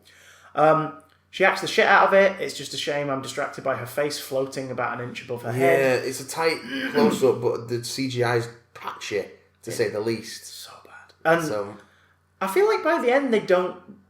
In the original show, she finally sings it, and they all kind of realise they've been cunts, and they all come over and they all rub up against her and hug her, and like... It feels like they're all finally accepting her, whereas in this, they all kind of do that, and then they back the fuck away. Yeah. And then Deuteronomy's like, it's you. You're going to get the chance to be reborn. Puts her in the chandelier, which turns out to be a hot air balloon of magic. And she flies up into the sky. For those who can't see, I've got my head in my hands. In the thing where it's like, up, up, up, past the Russell Hotel. Up, up, up, up, to the Heaviside Lair. Andrew Lloyd Webber curse kicks in and they repeat that 15 times. Then it changes up, up, up, past the Jellicle Moon, up, up, up, up to the Heaviside Lair. But in the original show, it's kind of weird because when they say Russell Hotel, you're suddenly taken out a bit like, what the fuck does that mean? And then you just assume, oh, right, it's whatever the nearest tall building is in the show. Cool, whatever. But then, of course, the film has to be literal. Literal. So every time it mentions the Egyptian and they're outside... You see the Egyptian. Every time they mention the milk bar, the milk bar, they show you the milk bar. The big sign saying cream and all this stuff. Cream. So they say Russell Hotel. They're singing about the Russell Hotel for about 2 fucking minutes. Those same 2 lines. Yeah. And then they change it to Jellicle Moon. And then she leaves the Egyptian in the hot air balloon. And what's the first thing you see? Big fucking neon sign. Russell! Why? Why, Tom? And then she flies up in the sky, and McCavity's on top of the building, and he decides that he's going to go to the Heaviside Lair no matter what. So he doesn't teleport into the balloon. He leaps up and grabs the random thread dangling from it. Can't get purchase on it. No, although that was a nice detail. His little fucking tail, like, whilst he's desperately trying to get his tail, he even tries to grab it. Yeah. And it doesn't quite work. It's like, okay, whoever's animated the tails in this, for the 20% of the film where they're creepy, the other 80% you've done a pretty good job at making them look like an organic part of the performers' bodies. Well done. Furries, again, email in, let us know if we did it for you. So, he falls, lands on the top of Nelson's column in Trafalgar Square. It's daytime now, so we're seeing them all in full lighting. Yeah, it's dawn. He tries to teleport and can't. And then he ends on like a fist shaking at the balloon. I'll get you. Cat, who I won't be able to get because she'll be dead soon. Yeah. And it's like, what is this? Cats 2. Why? I fucking dare you. Universal, you fucking cowards. Make Cats it. 2. Make it. Give us the Love Never Dies of the Cats world. No, please don't. Do you know where that's on? Nowhere, because it's shit. I was genuinely curious for a second there. I think there is a dual production of it in the world somewhere right now where like they Harry Potter Cursed Child at 2 theatres are working in tandem and they do it as like a double ticket thing. So you watch one night and you watch one the next night. Fuck me sideways, man. Sequels to musicals, they shouldn't be a thing. Even Grease 2 got beaten up, stripped for parts, and rewritten to become Cool Rider because someone went, no, there's a good musical in here somewhere. Let's just not make it Grease 2. Grease 2's bad, man. Yeah. Whereas Cool Rider, I've listened to the soundtrack of Cool Rider on Spotify. It's like, on its own, this works so much better. Grease 2's got some decent songs in it, but as a thing, it is bad. Are there many sequels to musicals? Probably not. Grease 2, Love Never Dies. And that's about it. Jesus Christ. 2099. Jesus. He comes back at the year 2099 to exact vengeance. Jesus Christ Supernova. I would watch that. Jesus. So, Christ. Superstar. He's left up there, presumably to starve and die. Or maybe when it turns night, he can teleport again. They don't explain it. He just can't teleport now for some reason. Yeah. It's just fucking... And obviously he's a cat, so he can land on his feet, but it's Nelson's column. He'll die. So it's like... Will he? No, they shaved it off in CGI. Hey! And then they sing, and they all they point up toward the heavens in a shot just off Trafalgar Square that heavily highlights a big light sign that says Bovril, which made me piss myself out loud in the cinema. Bovril. Much to the chagrin of the elderly trio who was sat on the second row who were actually really loving the film. We kept our guffaws down to a minimum as much as we could because we could see that they were really loving it. And it was like, right, but at that bit, as soon as it just was like, Bovril. I was like, Bovril. Pissed myself. And then Judi Dench addresses camera and gives the final song of the show, which is where Deuteronomy basically addresses the audience. Yeah, how to address the naming of cats. Yeah, which is, a good wrap up in the stage show because the actor in their massive fucking fur coat, it's usually a very sort of heavy set, larger male actor who's got a very booming, like warm kind of voice, usually comes forward and is essentially giving a sermon to the audience saying, right, now you know a bit more about cats. Treat us with respect. We're not fucking dogs. You know about our names. We're just like you. We just do it differently. We're not fucking dogs and we're not fucking dogs. If you haven't bought the programme yet, buy it on the way out. Laters. Buy a programme. Or as it is nowadays, buy the programme and the souvenir book. Because now the programme is just printed at the theatre and has their cast in it, local sponsors and some behind the scenes stuff in it, and then the souvenir book is there, which is like the £10, which is it's one of those where it's like you want to go in, I kind of want the programme as a memento of going to see the show. I never buy programmes. I never buy programmes. I can't anymore because I'm like, but the fan of the show in me is like, if I enjoyed the show afterwards, I might buy the souvenir book so I can have like a behind the scenes of the show and the creation of it and whatnot. But it's just like, when did they become two separate things? Oh yeah, when theatres stopped making money because they overcharge. So they're trying to find any way to claw back.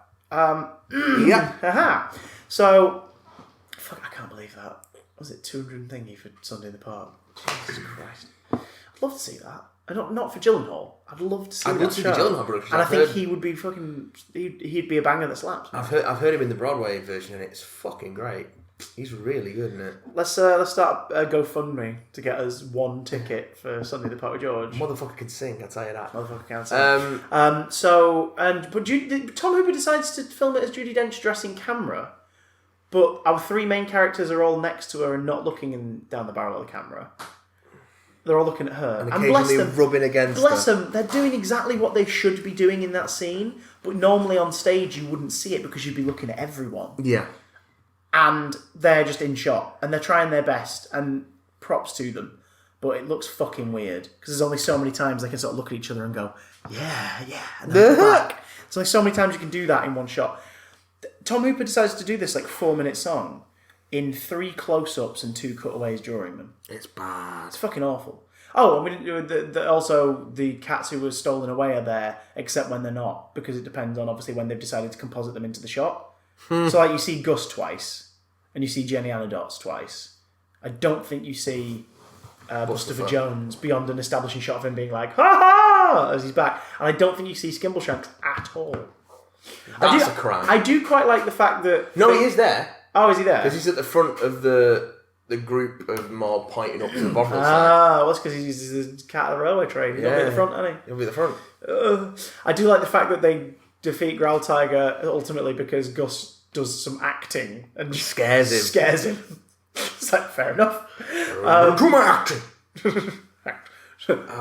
Action. No, scene. Action. Growl Tiger, fire for fiddle and cut. Scene.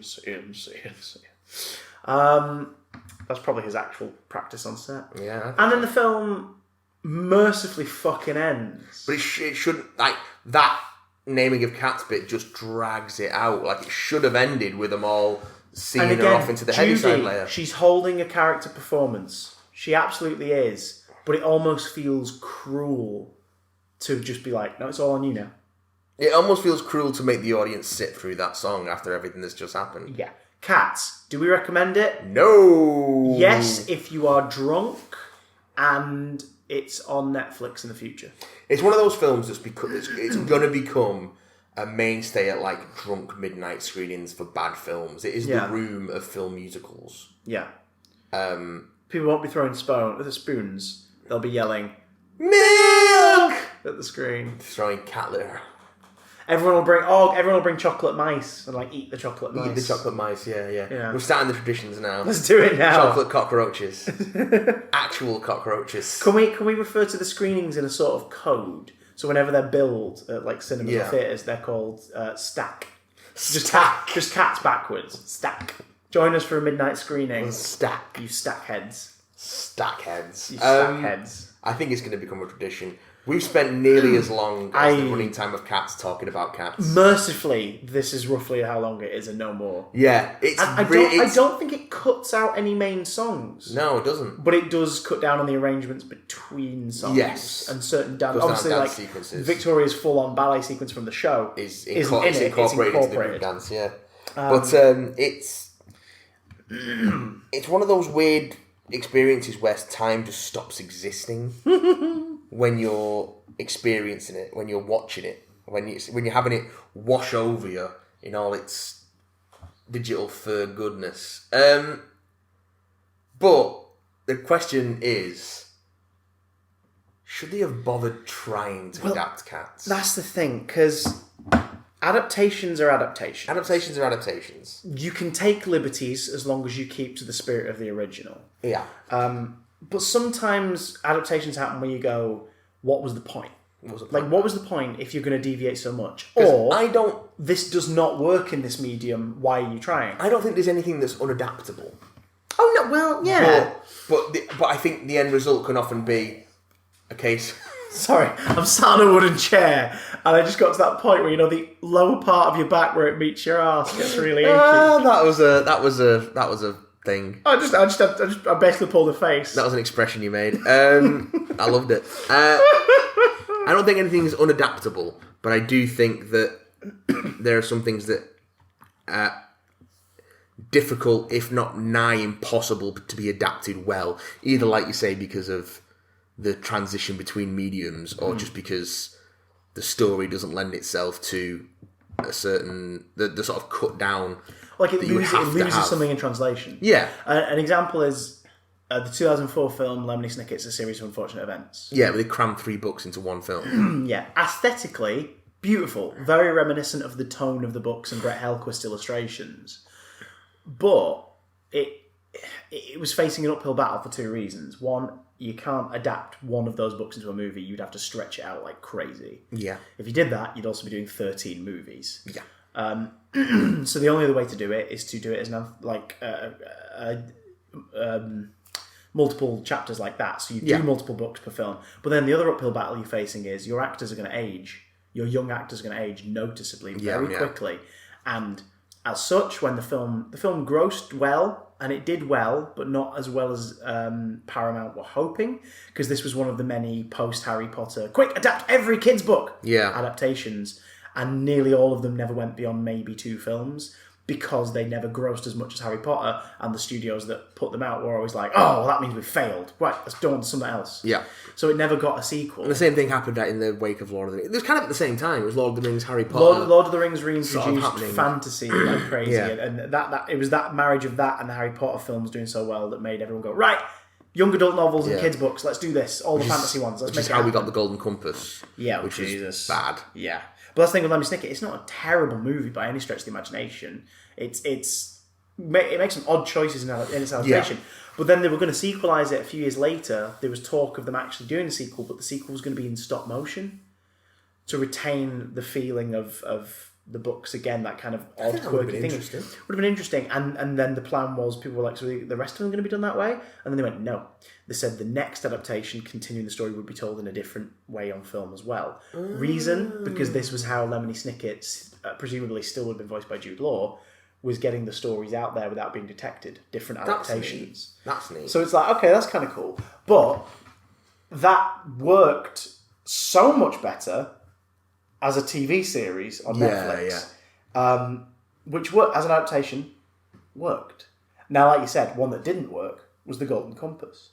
Circumstances probably being because of the fact they were just like, quick, Harry Potter related or adjacent stuff. Get it out there into the world. Yeah. The Golden Compass film crams the first book and a half of his Dark Materials. No, it's just the first book. As far as I remember, they don't do any of the second book in there. I'm sure they cram in half of the second because it like the end of the film is a cliffhanger that happens during the second book. No, the end of the film is a cliffhanger that the book and the first series of the show end on, with the Lyra going through the North Pole portal. But again, TV version, suited it much better. Yeah, and the TV version actually did something that some adaptations do for the worse. Yeah. And expanded it by bringing in material from later books, or material that is implied by later books, and sort of fleshing things out, so things don't come out of nowhere later. But then you compare that to something like The Hobbit, which was grossly inflated. Oh, Jesus. And it's bizarre because it comes from a lot of the same people who made The Lord of the Rings so successful, which is a really great adaptation in terms of being smart about what you can and can't use from the books, what you need to focus on, where you need to shave things and move things around. Fuck off, Tom Bombadil. Yeah, we don't want your kind here. Not even in the extended version. You can fuck right off. No, and there's still a ton of stuff that they show. We've gone off on our adventures. Let's spend 12 days getting high with this fucker in a cottage. That's the weirdness of the Lord of the Rings books, though, isn't it? He gets referenced in the Hobbit films, though, if I remember correctly. They reference him. I think Radagast Cottage is briefly mentioned to possibly be like Tom Bombadil's cottage, and he's just in it. I remember there being a throwaway mention of him in the Hobbit, me being like, "Don't you fucking bring him into this? You leave him out of this." Like, if you ever read the Fellowship of the Rings, folks, as soon as the Bombadil section starts, skip about 4 chapters. Yeah. And then carry on your adventure. Yeah.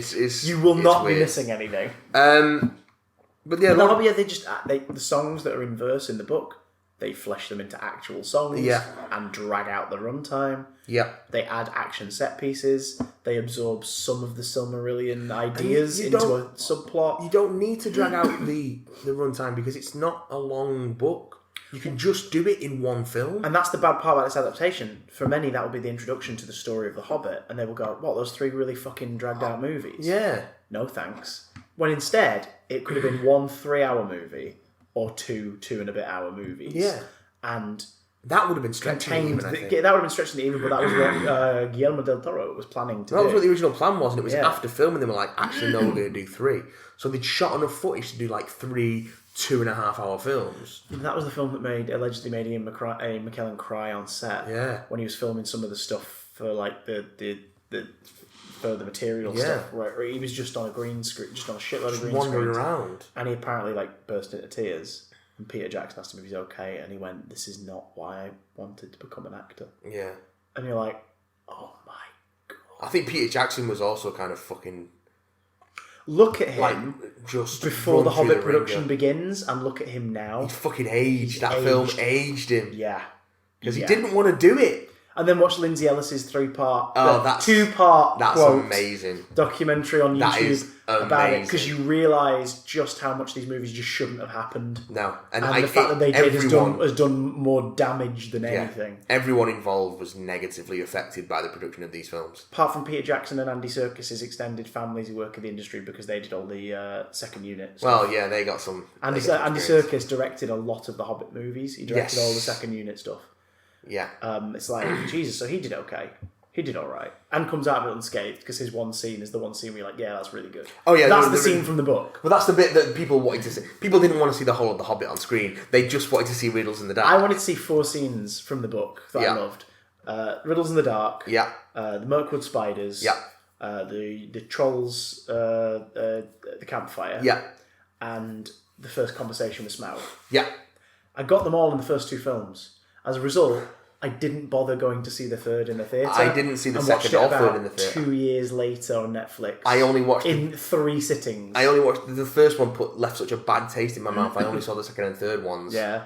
On Netflix. Yeah. I didn't bother. Yeah, I don't blame you. And even then, I think I didn't watch them in one sitting. No, oh god, no. Why'd you do that to yourself? I just not together. Like even just one at a time. I didn't watch them in one sitting. Lucy, yeah, no, same. I know what you mean. It's just. Lucy's such a huge fan of the Lord of the Rings trilogy. She fucking loves it. She will, if she's having a bad day, if she's having a rainy day, really sick, ill day, her first port of call is the extended edition of Fellowship. That Lord of the Rings trilogy is so good. It's so, and she sticks it in, and there off she goes. She's happy as Larry.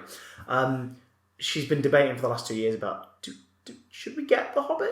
And I'm like, no. Do you really want to watch it again? She went, no, but like it's part of that comfort blanket. And I went, you could spend the time watching The Hobbit, watching Fellowship again. She went, okay. You couldn't pay me to buy The Hobbit. Fuck no. Quoth the Raven, fuck Poe. Oh, fuck no, you couldn't pay me to watch those films. Other adaptations that don't work. Watchmen for years was referred to as the unadaptable book. And it's not. It's not, but... Because I Snyder's films, still believe there's no such thing. Snyder's film's pretty great as its own thing. It's pretty good. But it does lose a lot of why Watchmen is entertaining. The same way the animated adaptation of Dark Knight Returns loses so much of why the original book is as effective as it is. Because just in the translation to the different medium, certain things have to go. But I don't think it's that. I don't think it's even that it's because of the translation to the different medium. I think it's just the way that they were translated. Particularly with Watchmen, because it tries to be so faithful, it becomes faithful to a fault. Yes. And loses the power of what happens in there because they're just trying to recreate panels from the book. But add to that the fact that maybe the smart choice for that was the one that happened last year, which is you don't adapt it. You just do a sequel. You complement it. Yeah. That's the best way to do it and to bring in that world. Because I had no expectations for that series. And you didn't? And it was like... You watched that first episode. I think you texted me and you said, have you watched Watchmen? I was like, no, you're like, it's fucking brilliant. Yeah, it's really good. It's really good. And I love the fact that they've kind of come out now saying like, yeah, it's probably not going to have a second series. So yeah, because Lindelof don't want to do it. Lindelof don't want to do it. And you know HBO will want to do it because they're like, we're Game of Thrones us, we need more stuff. But it's like, no. Like, if he doesn't want to do it, don't force something into existence. For the same reason that because of all the shit throwing and chicanery that's gone on behind the scenes of American Gods, I'm happy I just watched series 1. Yeah. I watched the first 3 or 4 episodes of series 2 and was like, I can't. And now the apparent racism behind the scenes of the heads of the show. Yeah. You know about all that stuff, don't you? Yeah. It's fucking ridiculous. It's fucking stupid. But other adaptations that, like Cats, didn't work or were questionable. You've got a list. I brought up You've got a list. Oh, is it the BuzzFeed article? Dark Tower, fucking hell. Oh, yeah. So again, oh my god. Talking about unadaptable series, Dark Tower's like this enormous 7-volume Stephen King story. Yeah. It's like his sort of... It's his Lord of the Rings, basically. And it's been... Different adaptations have been bounced around. There's been TV adaptations. There's been movie adaptations planned and developed. There's been a hybrid of TV and movie stuff. But what we eventually got... was what, 2014? No, 2016, I think. Or was it 2017? Let me... Oh, wait, hang on. Dark Tower? Dark Tower. 2017. 2017. No, it might be 2018. Oh my god, has it fucked up the timeline It's that much? the timeline, because I don't know what day it is. Right, I'm going to have to look But either way, we got... 2017? Yeah, 2017. It was nearly 3 years ago that we sat through that. We got Idris Elba... Fucking hell. And Matthew McConaughey sort of... trying their best. Doing a sort of young, adult-ish version of... Sort of, but not quite the first book, but also elements from later books. And you know what? We're not actually going to adapt any of the narrative of the books. We're just going to take the concept and run with it, which could work. Oh yeah. But at every level of its execution, it was just poor. It was just done wrong. It just did it wrong, and it was not interesting or good in any way. It just wasn't captivating. It didn't build a world in the way that you need to. And you read the first book and you're like, you can absolutely just adapt this as it is. Like, just trim it down a little bit and streamline it, and you've got a narrative there. You've got a strong propulsive narrative because you've got Roland chasing the man in black across the desert. That is your whole narrative. And when he catches him, and they have their campfire sort of discussion, it then leaves Roland in a very different place going into the rest of the story. So that sets up the rest of the film, the rest of the series. But they just made it nonsense and turned it into a young adult sort of story which doesn't really fit. But hey, look, references to other stories. You like it now, guys, right? And there is the mechanic built in for that to be possible within the Dark Tower story, and it still be part of the story, but it just didn't do it in an interesting way. They adapted something and made a bad film out of it. It's not that it can't be adapted, or even that they adapted it wrong, or they just made a bad film. Do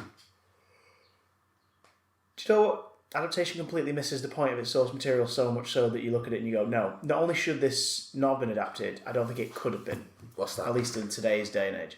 The Lorax. The Lorax is the Dr. Seuss book. Oh, I didn't see that. It's the Dr. Seuss book about basically... I'm familiar with the Lorax, but I didn't see the film. Yeah, there's in a world where like trees are fucked and it's all gone to shit. Yeah, this person talks to a mysterious figure who says to them like, this is what happened to the world, and basically people started cutting down the trees and using them, in industrial stuff and wasting them and all this, that, and and sort of the suggestions of like recycling being a thing that people laughed at and all this, that, and the other, and la la la. And this little creature called the Lorax, who's like kind of the spirit, this little orange fuzzy thing, who's like the spirit of nature and everything. He's trying to keep everything in balance, and no one listens to them, and the world gets fucked up. So the moral of the story is, hey kids, don't let that happen. Yeah. The movie adaptation is basically that, but it's the usual Dr. Seuss treatment of when they do a Dr. Seuss adaptation, they have like 4 other plots and they stretch it out to a minimum of an hour and a half, even though Dr. Seuss book could be read in one sitting in 10 minutes. That's the point of it. Yeah. You do a series of shorts. You don't do a feature-length film. The moral's in there. It's still there. But the film, which is an adaptation of a book that's basically about looking after Earth and not like putting commercial gain in front of the world around you, looking out for the world around you. Yeah.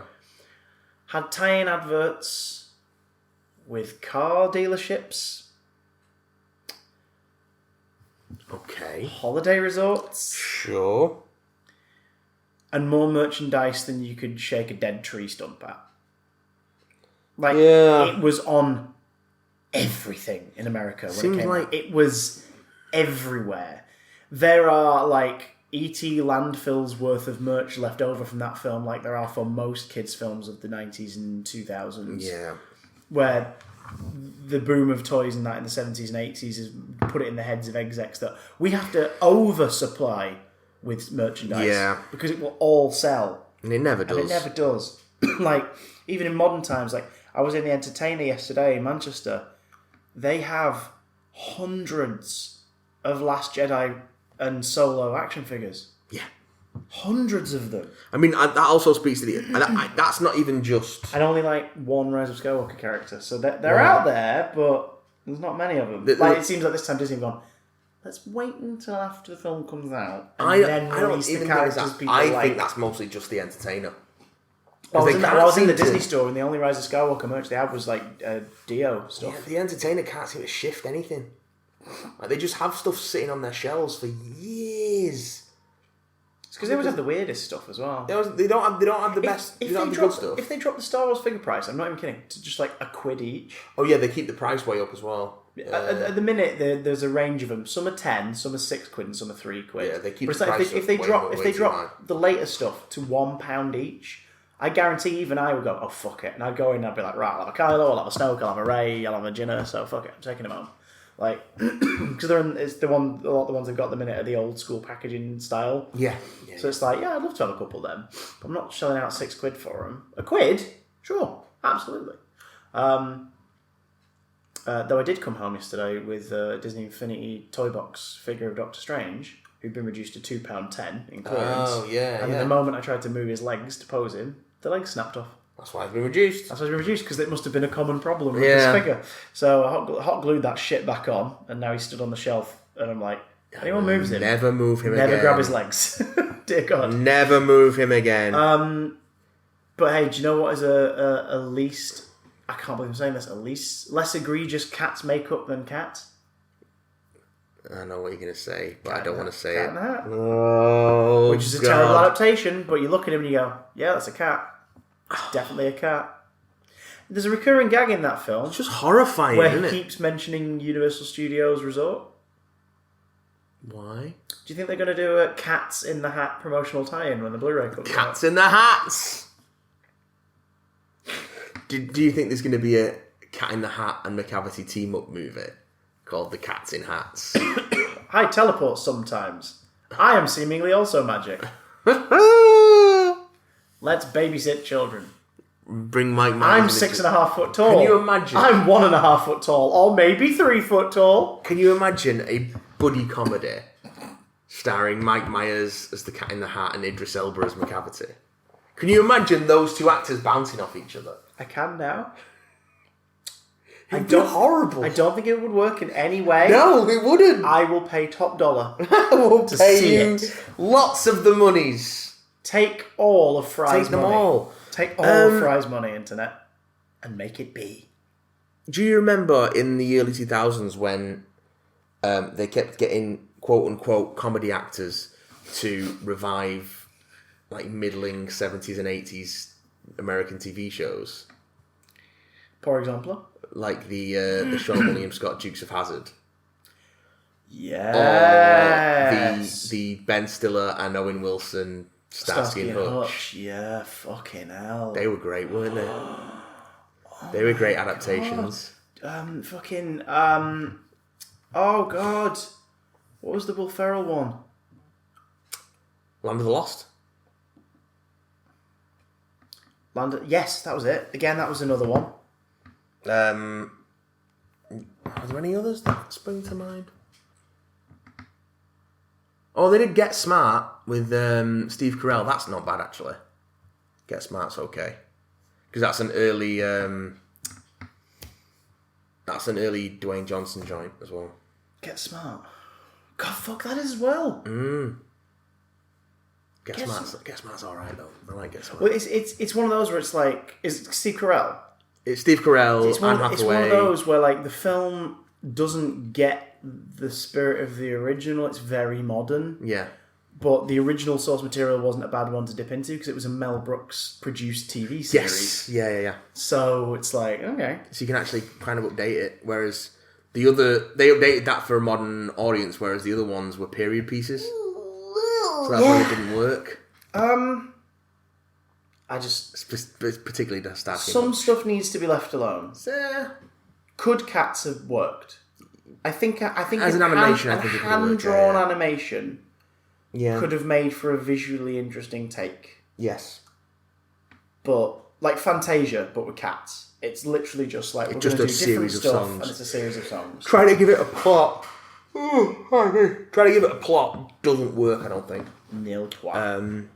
And yeah, that's what we think about cats and adaptations.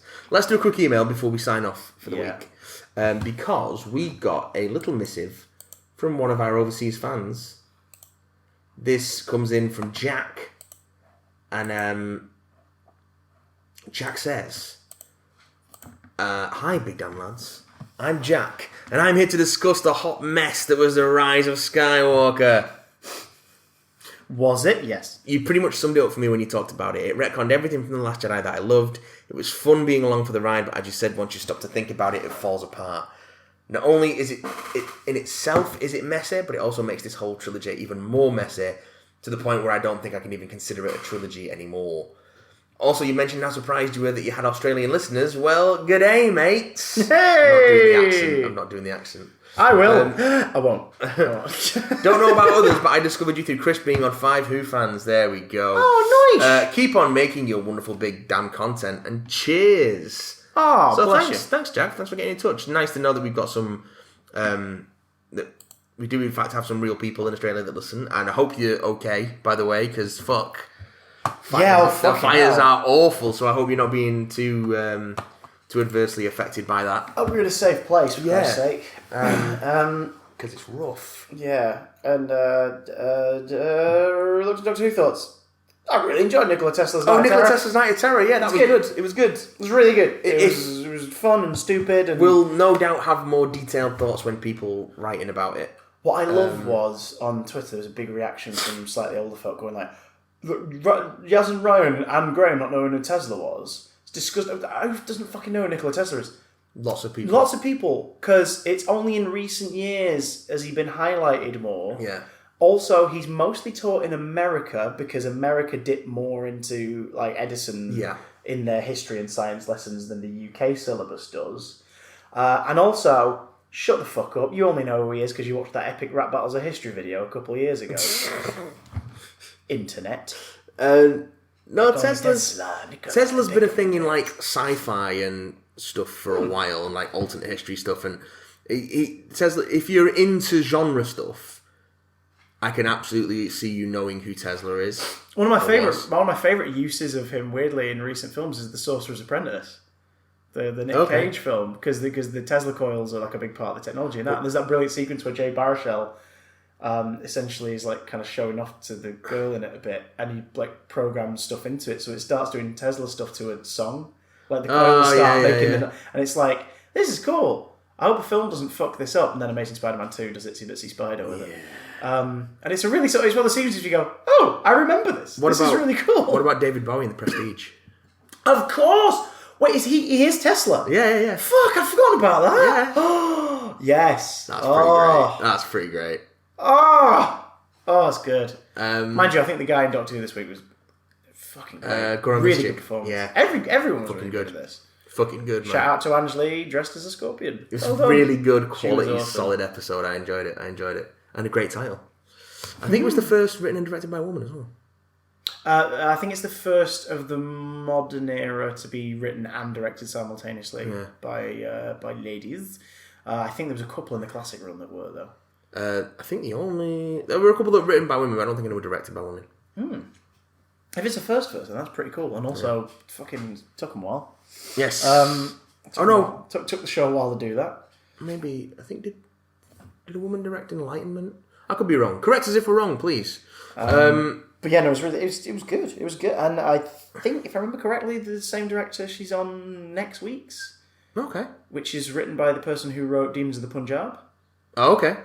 Which has got me intrigued, because I'm like, so that was a really, well-crafted story. At the time, I didn't appreciate it as much because I was a bit sick of there being no threats. I was like, no, I want some monsters, I want some baddies. But on reflection, and I've watched it on its own since, it's great. Like, teaches a lot of kids and even myself about the partition, something we don't really study over here in high school. So that was cool, and I like the idea that kids are going to learn more about it now. The human drama of it was fucking excellent. It's great. Demons of the Punjab is fantastic. It's a really kind of heavy, sort of deep historical with a lot of human drama in it. Yeah. I love the fact that their next script they've gone, can I write one with the space rhinos? So that alone has me really intrigued, because I'm like, oh my god, are they just going to let their freak flag fly this week and write a big? Because it's called Fugitive of the Jadoon. Please tell me that's fugitive spelled with a J. No, unfortunately. That would be great. But two cool facts. It's the third Jadoon-centric piece of television, because we got Smith and Jones, and then the Sarah Jane story, Prisoners of the Jadoon, which is fucking great, because Liz Sladen gets to play a villain. Yeah. And also, there's a bit where it's driving a car, with Clyde and Rani. Yes. And it pulls up against the teenagers who are blasting their music loud out of the thing, and it basically just tells them to lower the stereo sound. And they're just looking baffled. It pulls its gun out and it sort of times it, gives them a countdown. Yeah. They stop. It hands them a ticket and drives off. You're like, the fuck just happened? It's pretty good. So good. Also, the captain of the Jadoon, the Mohawked one that we've seen in the publicity stuff, has been named. I don't know if they're named in the episode. If they were, it would have been in the dub. Oh yeah, I saw this. Yeah. After Paul Condon, a massive Doctor Who fan, guy who helped out with a shitload of source material stuff over the years, worked on some of the books and everything, worked with Big Finish. I got to know him a bit. He was a lovely guy. He passed away, unfortunately, last year after a very sort of brief spate of illness. He's beloved by sort of the Doctor Who fan community and those fans who work in the peripheral of working on the project and stuff. Yeah. Absolutely beloved guy. And in his honour, the Jadoon captain has been named Paul Condon. So I don't know if that's named in the episode or if it's just in the credits. That'd be sweet. But I love the fact that they've done that. That is so cool. Paul Condon. Paul Condon. You can just imagine a space rhino. You would have fucking loved that. Jadoon. Great. So that is awesome. I hope it's good. I really enjoyed Demons of the Punjab. I did enjoy Demons of the Punjab. I really enjoyed Nikola Tesla's Night of Terror. Yeah. Such a fucking good title, man. What do you guys think? Are you enjoying Doctor Who? And have you seen Cats, the horror? We must know. Big Damn Cast on Twitter, of course. Big Damn Stream on the Twitch, with a Big Damn channel on the YouTubes, and you can support the show directly and get a bunch of bonus stuff at patreon.com/bigdamncast. If you can't support us financially, hey, give us a follow if you haven't already. Spread the word about the Patreon. Who knows? You may accidentally spread the word to Daddy Warbucks for the Annie remake. And if Jamie Foxx wants to support the show, I'm all for it. Itsy Spider. Oh no, we're not doing that. I'm a black man can. We're not doing that.